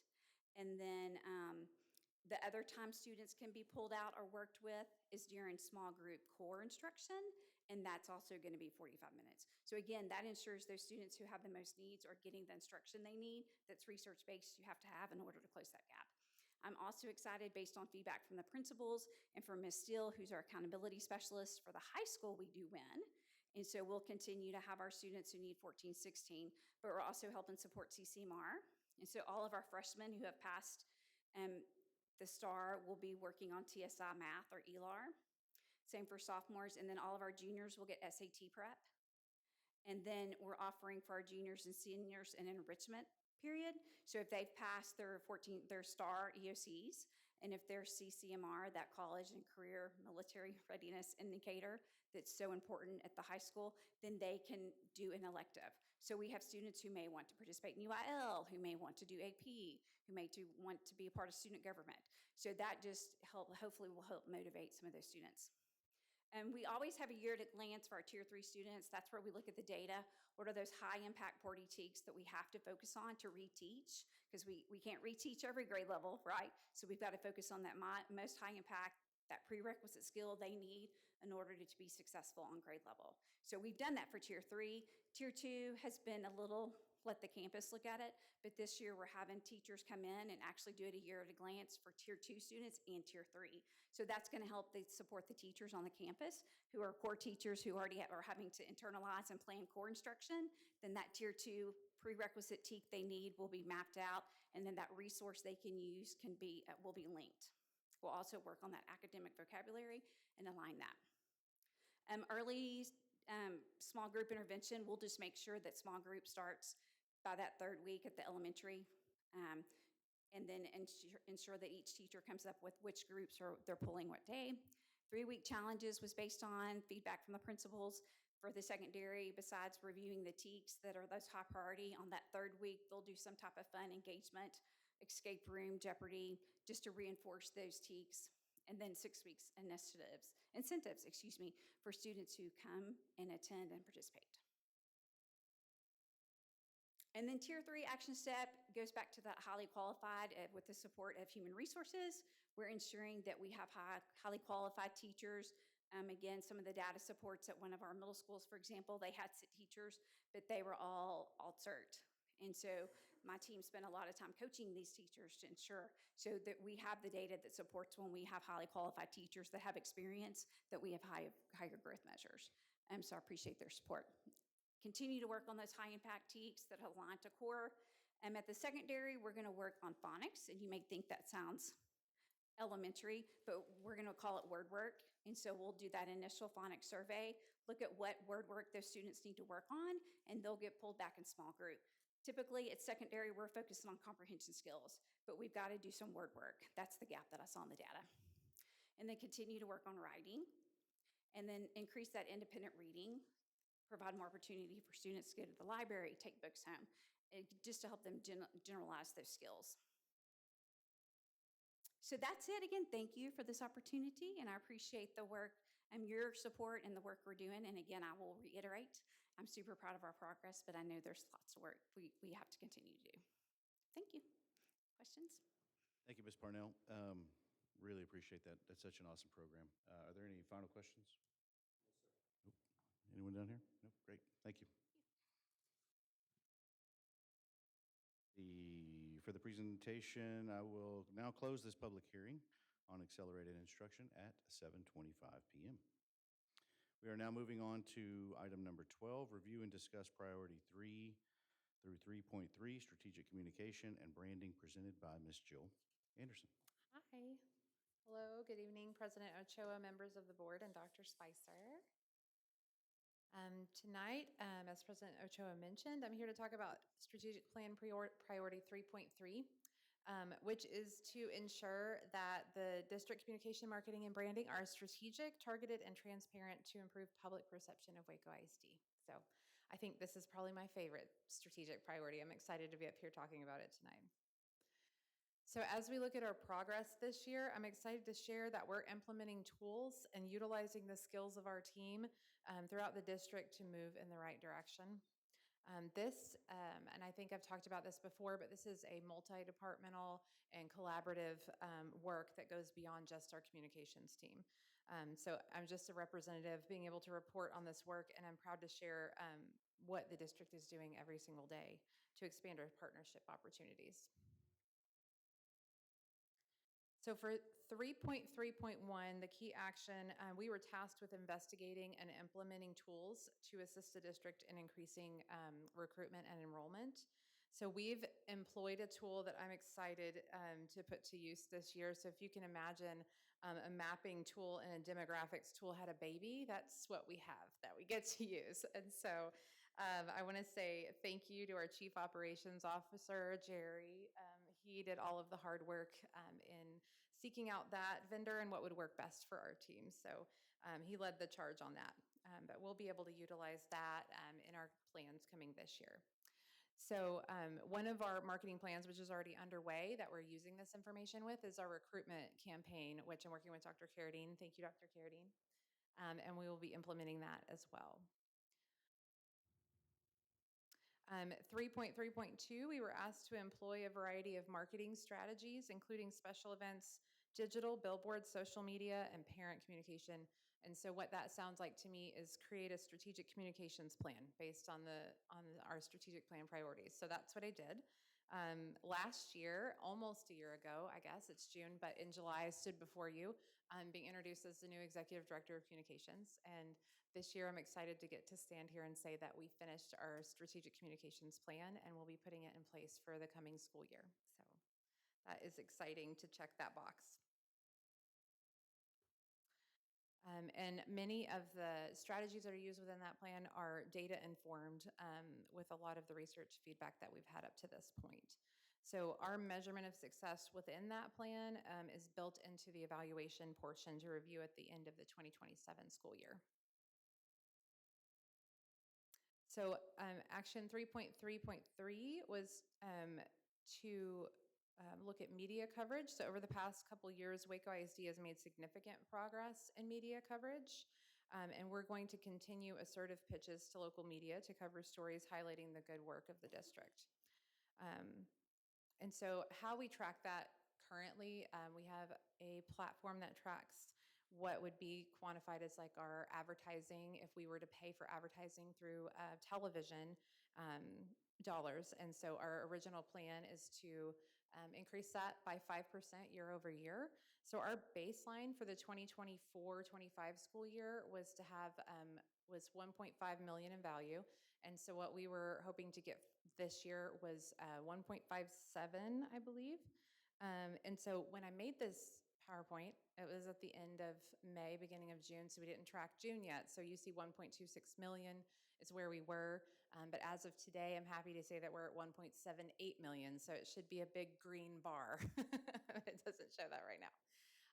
And then for the 2024-25 baseline for viewership, we had 5.7 million was what we were trying to reach, and we hit 6.6 million. So we're well above that. And I do want to say quickly, I think a big part of that, we had a lot of really positive stories, one of them being Daniela Mercado.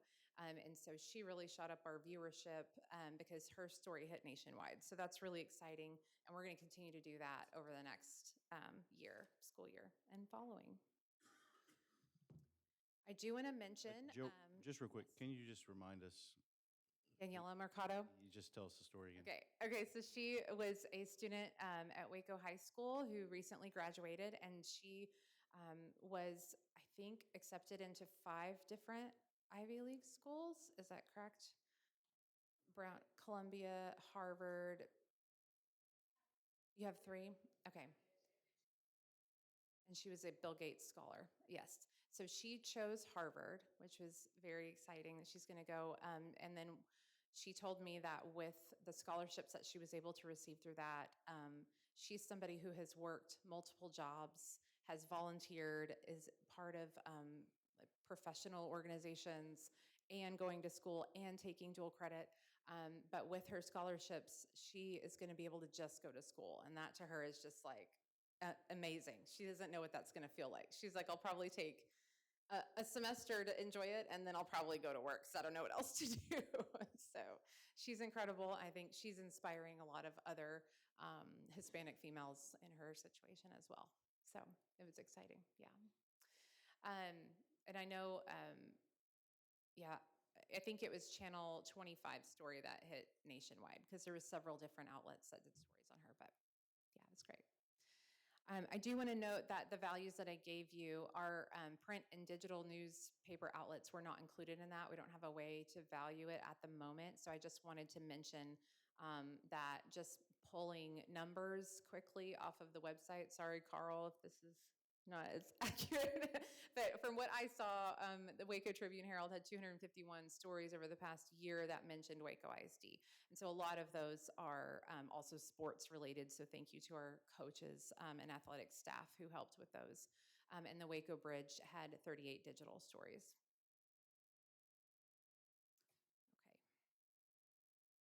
Okay. So our goal by 2030 is to, still looking at advertising value, to have 1.91 million in advertising value and 7.27 million in viewership.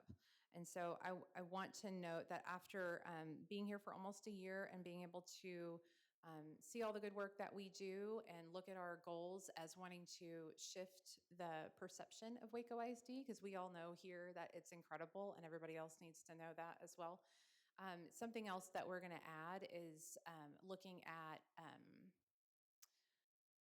sentiment. Sorry, I lost the word. Yeah, so sentiment, we don't track that right now. And so this year we're going to start tracking sentiment and to set a baseline, kind of see where the community is and how they feel about Waco ISD and the work that we're doing. And so we're able to do that through a platform that we already have in place. We just needed to add a piece to it, but it will help track through all of the different social media platforms, comments, likes, interactions, how people are feeling about Waco ISD. So I'm excited to be able to give you guys that information as we get it. Okay. And then I can't leave you tonight without shouting out my team. So I'm just going to take the opportunity to say that being able to escort and support media is a necessary team effort. There's not one person who can do it all. And so our team is small but mighty. And I just want to shout out Stephanie Hines is our communications coordinator, but she is always ready and willing to help with media requests when I'm not available. Margarita Ramirez, you know her as our records specialist, and she is awesome at public information requests and helping people with whatever information they need, but she's also been available for media escorts and requests.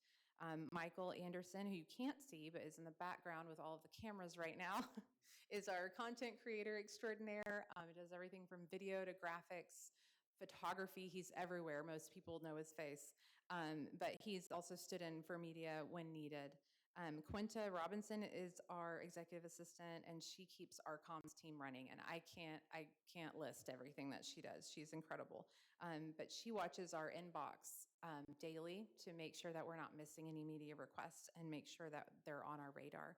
And then Mariana Rodriguez is the face and voice of the building. If you guys have come in the front door, you've seen her. She's our receptionist. She's amazing. She's also bilingual, which is an incredible asset to the team. And she has attended interviews and been able to translate for us and for reporters as well. It's kind of an extra duty. That's not something that she's been hired for, but she's willing to do it. And we're really thankful for her.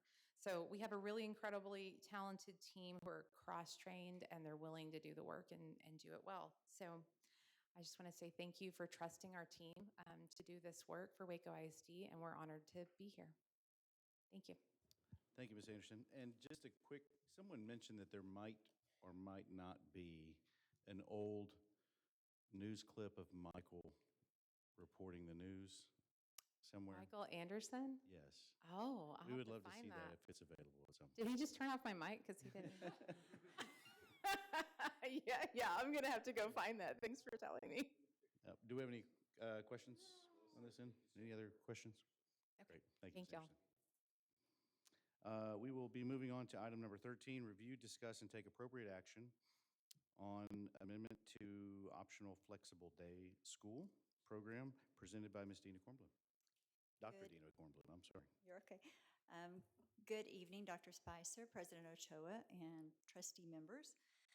So tonight I'm here to present to you the optional flexible school day program. And what we're asking tonight is that you approve the application that we would like to submit to TEA. And just to give you a little background of information, we have had this and submitted this for the last 3 years. Well, this is the third year, I think. And so we began this when we closed Brazos, and we moved those programs back to the home campuses of each high school. And so it allows our students who are at most risk of dropping out of school a flexible opportunity to regain credits and recover credits so that we can get them graduated.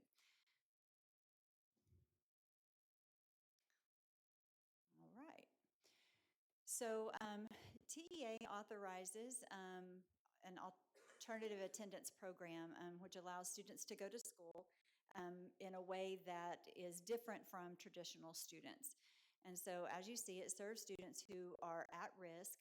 And so when we think of at risk, we're thinking of our 17 at-risk indicators, but they could be homeless, they could be in foster care, um, expecting different situations like that. They could be having to work for their families because they're a part of their family's financial stability.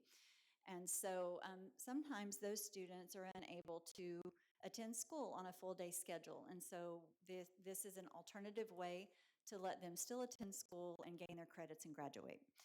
And so how it works is students attend a flexible day. Now, I do want to speak right here. We do have a credit recovery program that students are able to attend and not be a part of this. This particular part of the credit recovery program is specifically attributed to students who might need to go in different shifts, and I'll explain that in a little bit, or even at night. And so we know that our traditional school day doesn't offer that. And so the state gives us the authority to do that, and then we also are able to collect ADA off of these students. But for ADA, for these students, we don't count them by day. We actually have to calculate their minutes and verify that and submit that at the end for attendance. So the way our optional flexible school day works is it runs on both campuses at Waco High and University. So back to Brazos, all of those campus would have been on the Brazos High School campus, and now they get to go back to their home campus, which gives them some access to other things being on their home campus. They are able to attend a morning session or an afternoon session, and the law or statute actually says that you can have no more than 28-to-1 in student-teacher ratio, and we have more teachers in there because there are teachers in there by content area. And then while they're in there, they work in our Edmonton platform, which is a TEKS-aligned online, program to recover credits as well as other things. Now, the other difference here is we offer, or last year we began offering a night school through Creative Climb Academy. Sorry, my contact is bothering me. That the year before that, we had a night school in person. And so we actually had teachers, administrators, and security who ran that night school. But that was just a little bit difficult, and it also just didn't quite meet everyone's needs. And so our campuses got together and found Creative Climb Academy, and we started that for the first time this year. And so that is an evening program from 4:15 to 8:15. Students do get on the computer, but it's hybrid because they do have an online tutor. And they also have the opportunity, because we've partnered with the Cove, to actually go to the Cove for help in person with folks from the Creative Climb Academy. And so with that, we have allotted 30 spots for each campus to have students attend that program. So some of the requirements when you have an optional flexible school day program that that has to happen on the campus is we can't just put a student in it. It has to have Can I ask a quick question about the Cove? Anyone can go, just not students Oh, that yes, are getting service. yes. But the difference is before the Creative Climb employees or tutors weren't necessarily coming to the Cove, but now they are actually coming there. So as a part of this program, you have to have a way for students to get help. I forget the name of it, but like a center. That can be, in the past, before the Cove did this, it was our campus. So they could go to the campus, access counselors, and they still can do that as well. But now they have that access, and then they can also go to the Cove. And the people from Creative Climb will be there to work with them. When a student is recommended for this program because of their circumstances, we do have to receive parent consent for students to do this. As far as ADA goes, there's no double coding. So a student can't come here in person and then go there, at night and kind of do different things. So if a student were in the optional flexible day program and wanted to come back to traditional school, then they would make that transition at the 6-week mark. And so then you can do it once you transition them out, and you would code them differently. Your special populations must be covered, and they are. They're covered through Creative Climb, but then they also have access to those services through the campus as well. And here I'm not just talking about the night school folk or kiddos, I'm also talking about our kids who come in the 4-hour shifts during the day as well. That's a part of it. As I said, we calculate minutes, not absences or days. For a student to be counted, for any minutes at all to be counted for them during one day, they have to show up for at least 45 minutes, either in person or online. But their shifts are 4-hour shifts, so it's not typical that they would just come for 45 minutes.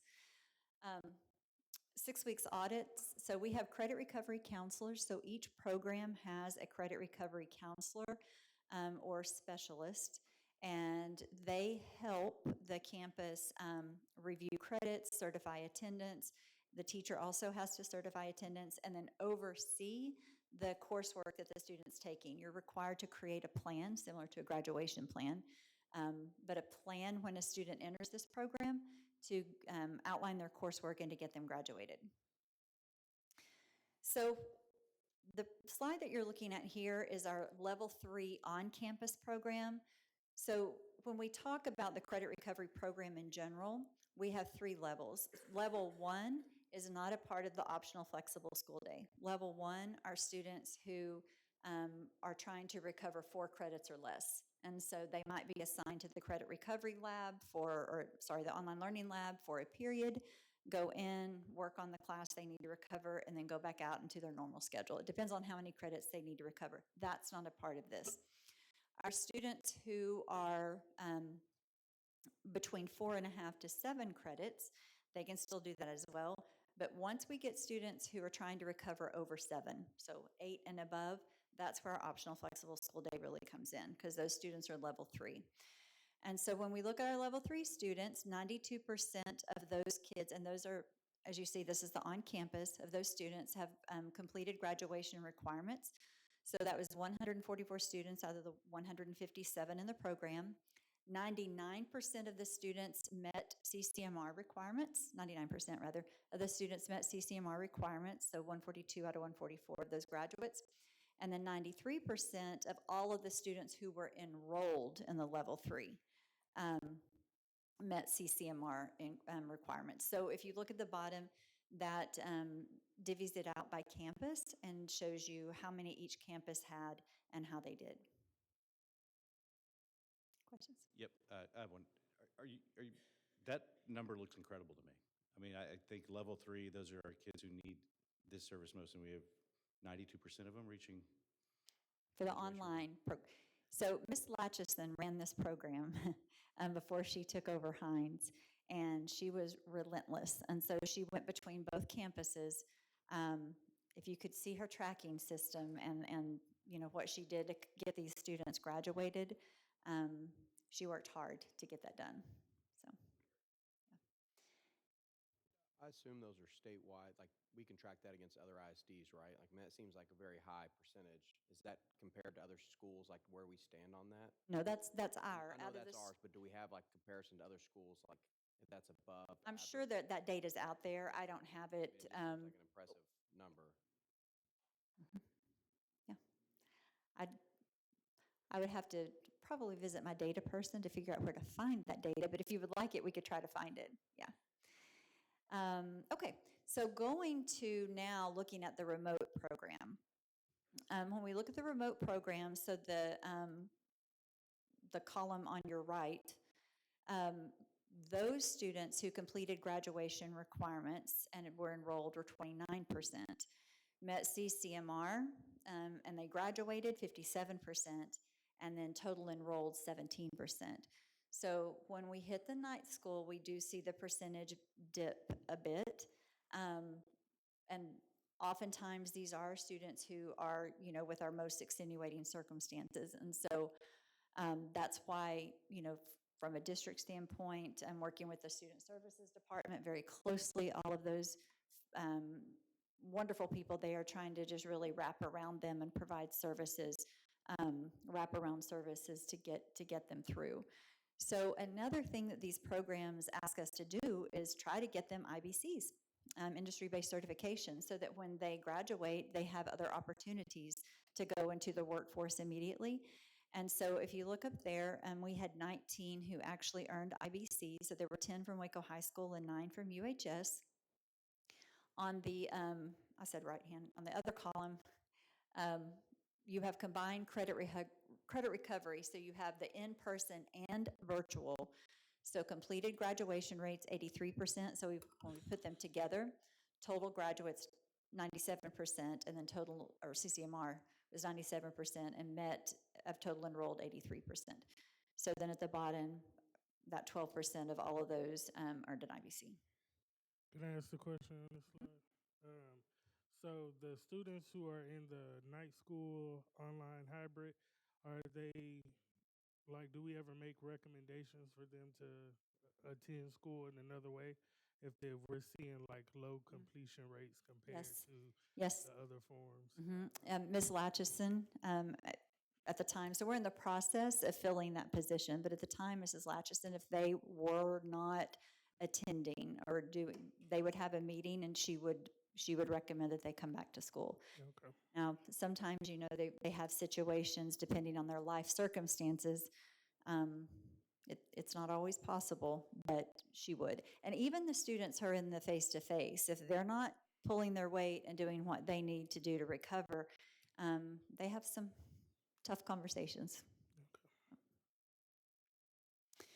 Okay, so what we're looking at for 2026 and 27 is we would like to continue the program, both the in-person, following the same structure that we've been following, also using the remote hybrid at night through the Creative Climb Academy. And so what we're asking for you all to do tonight is to approve our recommendation to submit our application to TEA. And then TEA would actually, they provide the approval. Great. I have a question. Oh, sure, Trustee Patton. Dr. Kornblum, when you make the application, where is the funding coming for this program? State comp ed. Okay. So the funding that was used for Brazos, when we moved it back to the campuses, that same funding was used to run it at the home campuses. And so that funding for last year was split to both UHS Yes. and W. Okay. That's what I need to know. Thank And you said you're working to fill that position currently? Yes. Okay. Well, I just want to say, whoever sees Ms. Latchison first, tell her what a great job she's done. And I sure hope she left a manual laying around on how she does things. She does, and you can believe that she'll probably visit with them and make sure that they're good to go, because this program is near and dear to her heart. And honestly, when she took Hines, that was the one thing she was most worried about, were those level 3 kids graduating. Right. Yeah, she's incredible. And she continued tracking them and working with them through the year. So we're recommending that you approve our application to submit to TEA. I move that we approve administration's request to submit an application to TEA. Second. I have a motion and a second. Trustee Abnusi, any discussion? No, sir. Trustee Patton? No. Trustee Davis? Trustee Phipps? And Trustee Vidania? No. All in favor, please say aye. Aye. Any opposed? Perfect. Motion Thank you. passes. Thank you, Dr. Kornblum. Okay, moving on to item number 14, discuss, review, and take appropriate action regarding hazardous routes? Can never get that right. Presented by Ms. Monique Brock and Mr. Travis Chatham.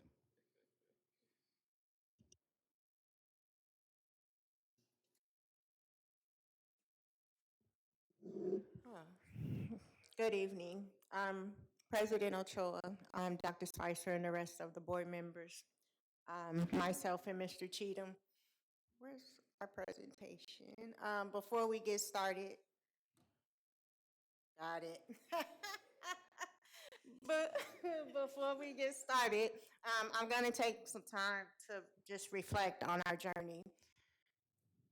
And it's been one journey. As you know, we're going into our third year for as transportation under Waco ISD. The first year, we were building a team and laying a foundation. Into the second year, we started to see the fruits of the foundation and the team we built the first year.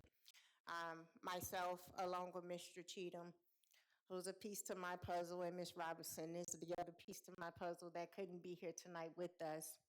But countless hours, dedication, and a shared vision is how we ended here today.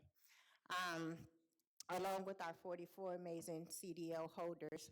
Um, Throughout this 25-26 school year, we got to experience and encounter lots of different things. Still building um, our culture. That was one of the number one things, writing our story and changing the perception that the community had of the Waco ISD transportation service. Um, I can honestly stand here to stay today and say I'm proud of the work we've done. The number of complaints have went down. How the drivers view themselves and the services they provide has risen. Our culture has changed. I wanted to share that with you all today from some pictures that I did share within our presentation. Um, if you look to the far left, you will see myself, Miss Ashley, which is our lead dispatcher, and Miss Vicky, which is our field trip coordinator, who has given over 15 years of service to the transportation department. In the bottom left, you'll see us as a hold.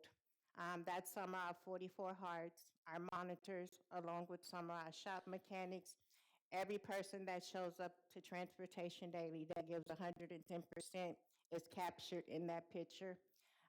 In the middle picture, we have Mr. Clayton Thomas along with Miss Brown. Mr. Thomas is dear to my heart. When I first got to this location, he was one of the first ones I hired. Trained him to get a CDL, and he still is employed with me today. Ms. Brown is new to our district. She's been with me for about 6 months. Um, Bottom right is Mr. Click and our wonderful mechanics.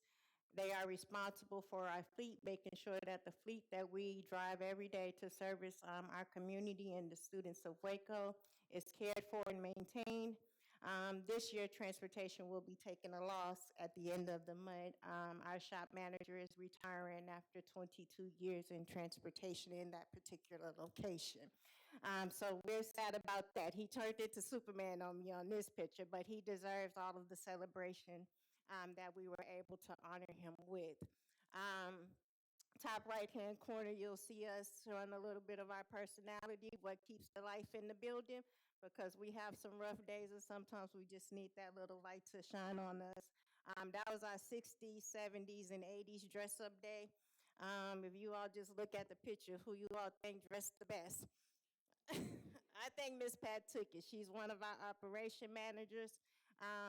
Far right, we have again Miss Ashley, which is our lead dispatcher. Next to Miss Ashley, we have Miss Brown, which is about a 15-year vet within the Waco ISD Transportation Department.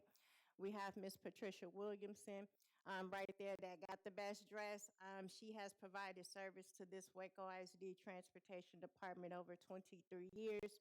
We have myself and then again Miss Robinson, one of our other operation managers.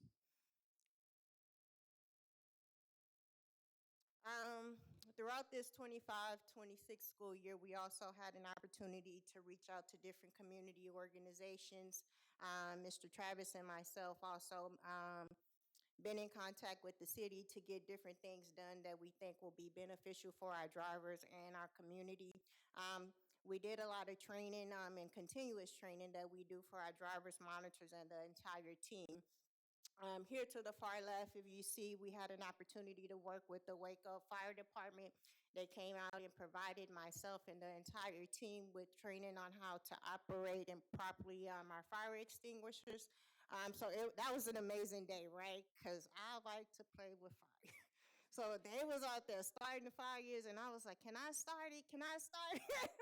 But every fire we started, the staff that was willing to learn that day hands-on was able to start a fire, put the fire out, properly learn to use the fire extinguisher. Um, if you look over here to the far left, the winter storm, our amazing winter storm. We were off for a few days, but we did have to prepare to return. On return, you'll see myself and Mr. Brody. That was the first day back as we was preparing the fleet to make sure that it was safe, and the lot was de-iced for our drivers. In the middle, towards the last week of school, myself and our safety and training supervisor, Mr. Michael Green, we reached out to different organizations throughout the community to see if they would be willing to provide anything to give back to our drivers just so we can show them appreciation. Chick-fil-A is we had multiple, right? I think we ate every day that week. Like we gained 10 pounds. But Chick-fil-A did the biggest, right? And we were truly grateful for them. They came and fed all of the staff. They brought gift cards. They allowed us to take all the crazy pictures, and we was featured on Chick-fil-A social media. So that was a big one for our staff, and we were truly grateful that they decided to honor us. Also during this school year, we got an opportunity to work with TBRI. They work with the Waco community Methodist Children Home. So they came out and provided a presentation for our entire staff, a lot of hands-on training. They really enjoyed it. Another thing that our staff enjoy throughout the school year and every summer when we do recertification training is that CPI training. It helps them learn how to deal with children with autism. So that's a really big training because each day on each route, it can start good and go bad. So that training, that hands-on training that the district provides to our team for different occasions with our special ed department, that's amazing training. Like we couldn't do what we do on these sped routes daily without that training. I want to leave you all with the number 44, right? As small as our department is, it's 44 licensed CDL drivers. So 44 hearts, right? Over 1,000 plus miles a day. Drivers, monitors, and support staff is what moves Waco ISD. 44 people provide services to every campus, our athletic department, and anybody else that just randomly pick up the phone and say, I need a bus. That number 44 is what make it happen. Myself, Mr. Cheatham, and the rest of our team, we're grateful to be their leaders. We thank them for the service and the dedication and the years of service they have provided to Waco ISD and the community. Mr. Travis is going to go ahead and take over. He's going to go over the recommended changes for our hazardous routes for the 26-27 school year. Thank you, Ms. Brock. And I just wanted to give Ms. Brock a shout out. The number of days that she herself was driving on a route, was helping with a field trip, was making last minute changes. It was all the time. It's a lot of late nights. I have late nights, but not like Ms. Brock. So there's a lot of credit to be due. Before I jump into the slides,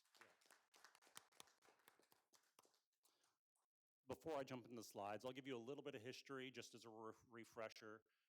Every summer, school districts are required to approve the hazards that you are coding for campuses for transportation. In essence, every campus receives what's called a non-eligible zone that is determined based off those hazards. That directly affects our funding as well. In general, the state doesn't really fund miles that are transportation miles less than 2 miles. So it's capped at 10% of your overall transportation. So anything within that range, you're really not going to get that much funding anyways. And so that's a big part of this process. Last year, the biggest work that took place is we did the attendance boundary review, and we knew that Alta Vista was closing. And so there was a big discussion about what that looks like and how are we going to zone. And so the biggest part of that is when Alta Vista closed, the decision that was reached was any families that lived to the east of I-35 would be zoned to South Waco, any zoned to the west of I-35 would be zoned to Kendrick. And that was based off of multiple projections as far as like trying to balance numbers as best as we could. In addition to that, during that review process, in looking at Waco High's numbers versus university, it was decided to kind of redistrict West Avenue to be zoned to go to Cesar Chavez for the middle school and then go to University High School for the high school. And And so those are the biggest changes that took place last year as part of this process. For this year, we only have two recommendations on the slides right now. The first one is something we actually did during the school year based off of a recommendation from Crestview. So the campus had reached out to us. They had a few families that were requesting services, and one family had like a special circumstance that kind of lended itself further to that. Not sure if this one has, I believe it has a little laser. So I'll try my best to not blind anybody over here. No, it's not. Okay, so it's kind of hard to see.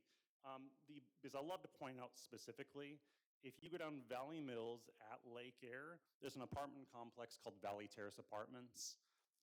And in a lot of our non-eligible zone areas, when we have a hazardous area, we will very frequently service apartments that are directly off of that area. And so, yeah, it's that bottom left corner where you see that notch. And so we did make that change during the school year, but it did not get ran through the board. And so when you come back around that, you can reevaluate. And so we would like to continue to extend this. We think it's a good measure. I will say there's a small sidewalk where you can walk by and then catch ERAF and then walk the rest of the way to the school. However, I think it's still a good measure to provide. If I can go to the next slide, if we can zoom back out. Okay, so the other recommendation is for Mountain View Elementary. So the top left image shows what the non-eligible zone looked like last year, and that did not include Lake Air as a hazard for Mountain View. As I was evaluating it through the year last year, I realized that there's really only one safe intersection to cross Lake Air at Cobb's, to cross from that area kind of near Lake Air and Hillcrest, that neighborhood. So there is a safe intersection there, I will say. Like, I feel comfortable with students and, community members crossing that intersection, but it's really the only one for that neighborhood. And as part of that, we would like to make the recommendation to include Lake Air as part of that.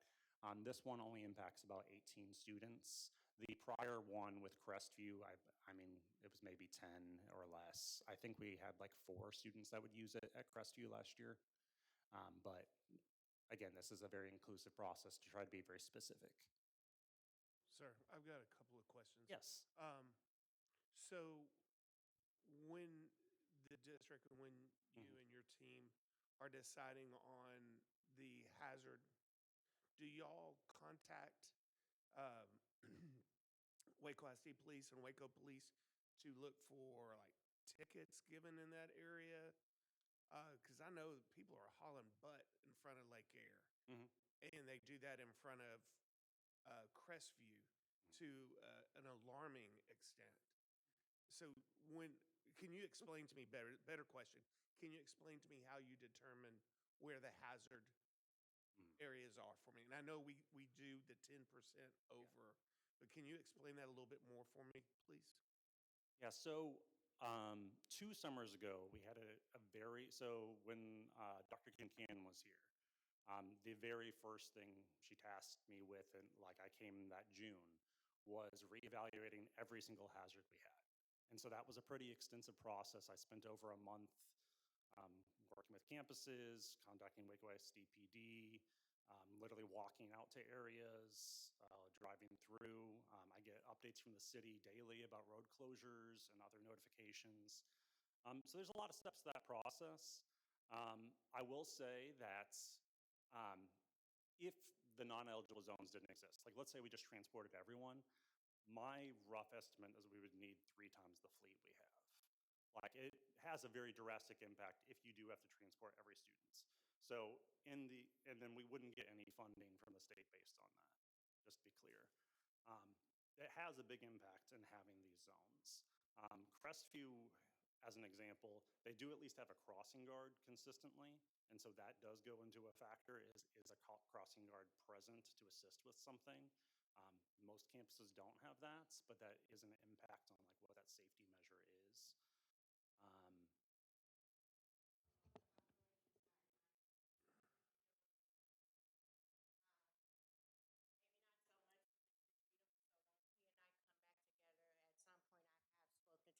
Goodman, to provide him with reports that we receive from the drivers about cars running their reds, how often it's happening. Once I send those reports over to Chief Goodman, and I guess he's gone already, but he normally do have a officer or somebody from his team staging those areas.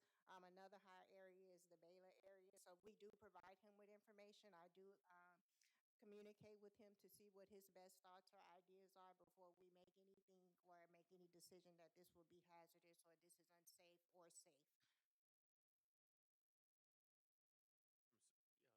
Yeah, I was on. Sorry. Uh, so, ma'am or Mr.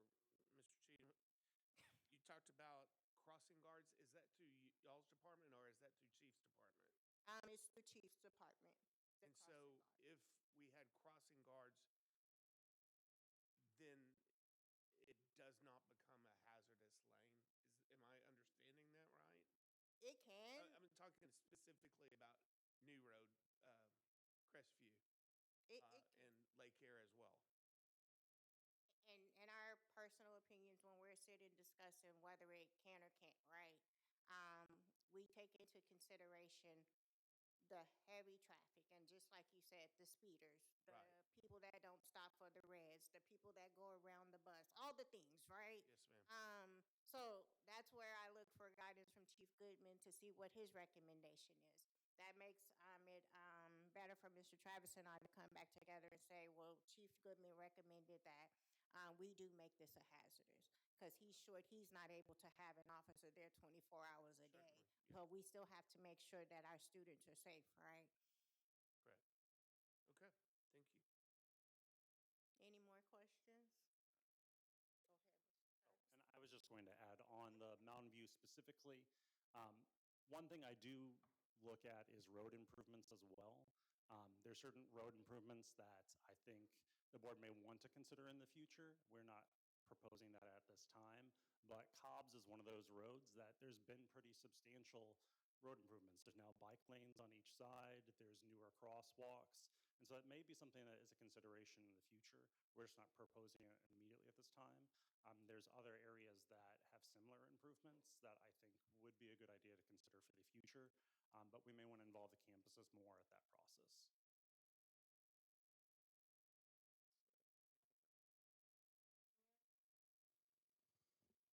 Any questions? Nope. Okay. Thank you, Travis. Thank you, Ms. Brock. Just a personal observation. I really appreciate the fact that before we got started on this, you took your time to celebrate your staff and tell their stories. It's very meaningful, and I can tell how much you appreciate them. I'm sure they appreciate you the same way. So the work myself, Mr. Travis, and their entire team do, right? There's no us without them. They move a bus every day. I move a bus sometimes, but they show up every day to move a bus. Well, thank you all for your work that you do. We appreciate it. I just want to say thank you to my son, rides with you guys every day.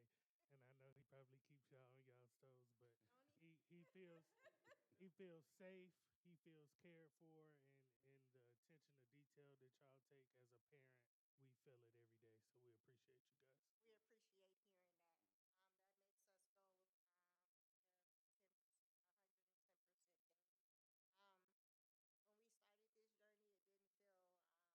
this journey, it didn't feel good at first, right? Every time the phone rang, it was a complaint. It was a bleep bleep that. True, true. Now that we have been at this going into the third year,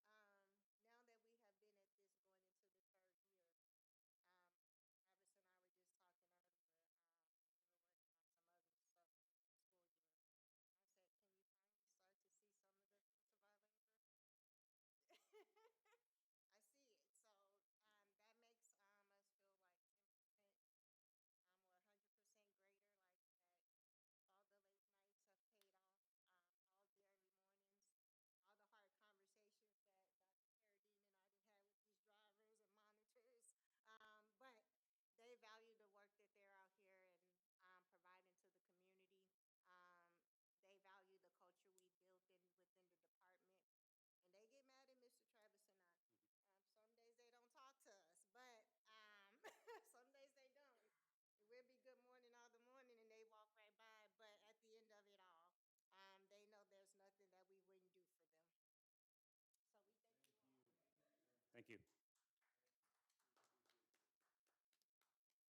this time, I will entertain a motion to approve the hazardous. I make an approval. Make a motion. Okay, I have a motion. Do I have a second? Second. And a second. Is there any discussion, Mr. Abnusi? No, sir. Mr. Patton? No. Trustee Davis? Trustee Phipps? Trustee Vidania? I would just like to say that I had opportunity to drive with them, and I would encourage all of us. I mean, it's just like the rest of the school district. We can always use volunteers, and you get more of an understanding of what they go through early in they let you do morning, afternoon. I did the morning, but it's pretty early. But yeah, I think that's an excellent idea. I've done a ride along with a cop before, and that was exciting, but I can't imagine how exciting a ride along with a bus driver would be. Challenge accepted, right? Yep. Oh, thank you for that. I mean, you get to get I mean, just like teachers and all that, how bus drivers know each student by name, or we pulled up and she's like, I got to give this girl an extra minute because I already know her, and but yeah, it's, I encourage everyone to at least, and like I said, it helps out with them being short-staffed. They can move somebody else around, and you're like the little bus monitor. You are. Yes, you are. What is your recommendation? We start out at elementary and then work our way up to high school? I don't know. Yeah, I think. Yeah, middle school is the crew. Yeah. If you do middle school, that will set you straight. You will learn so much about yourselves. We get the pervert kids. Okay. Any further discussion? All right. All in favor, please say aye. Aye. Aye. Any opposed? All right. Motion passes. Where are we? 15?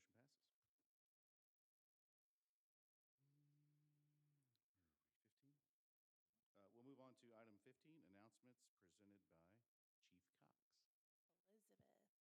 Elizabeth is happy to be here. Very tough act to follow, Mrs. Brock, Mr. Cheatham. Mrs. Brock, I think, could lead Fortune 500 companies in customer service. She is a true gem, and she is amazing. I'm so grateful to work with you, Mrs. Brock. So tonight, I have just a few reminders and few items to flag for you. Online registration is open for the 2026-2027 school year. Please help us get the word out to all parents and guardians that taking the time, no matter how frustrating those online systems might be, to complete this step helps both schools, their campuses themselves, and many of our district departments plan for the new year. So please get out and at least initiate that online registration process.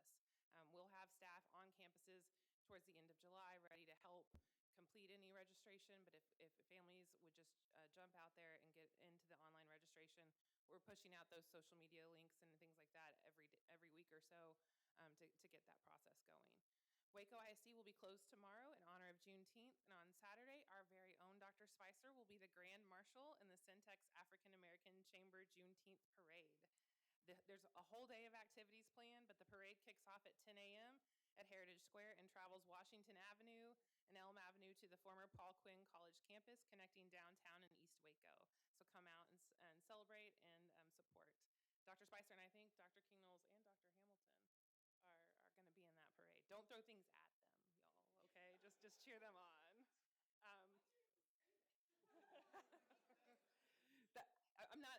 I'm inviting them to come cheer you on. Yeah. Yep. I think Dr. Spicer was like, I'm not throwing candy. We didn't know that was an option.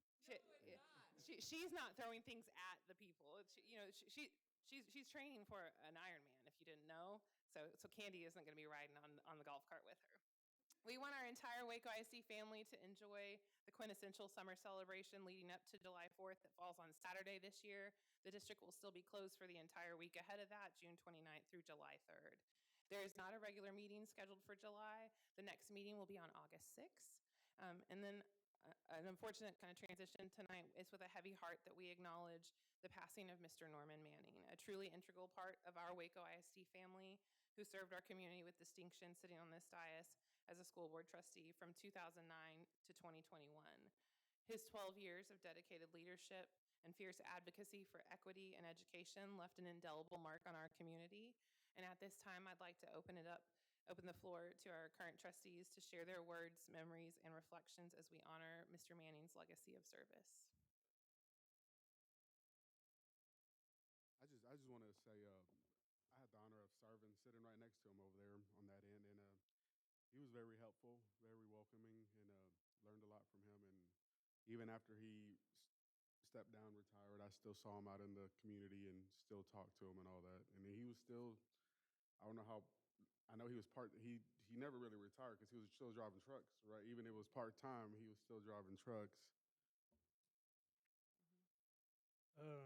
For me, Mr. Manning was definitely one of my heroes. He was one of my mentor coming on the board. I replaced him in District 1. And I remember when I had to make that hard phone call that I wanted to join the board, and he was really excited. I'm talking to him, and I'm like, how do I tell him that I live in District 1 and I live in his school board district? But he welcomed me with open arms. He definitely took me through the fire. He definitely was a person who took this job very serious, was serious about his people and his community and the students in Waco ISD, and wanted that to continue in this role and across the board. We'll ever be indebted for his service. I did want to say his services will be on Monday, June 22nd, with a viewing at 9 a.m., and his services will be at 10 a.m. at Reflections by Serenity on Bosque Boulevard. Thank you, Trustee Davis. Um, I only had the opportunity to have a few conversations with Norman, but I do want to say to his family how grateful we are. It's not, this job doesn't end when the board meeting's over, and just grateful that they were willing to share him with this district for 12 years. Yeah. That's it for this evening. Thank you. The Waco SD Board of Trustees will now go into closed session at 8:19. Pursuant to the Texas Open Meetings Act, Texas Government Code, Chapter 551, Section .074. We do not anticipate taking any action when we return. Thank you.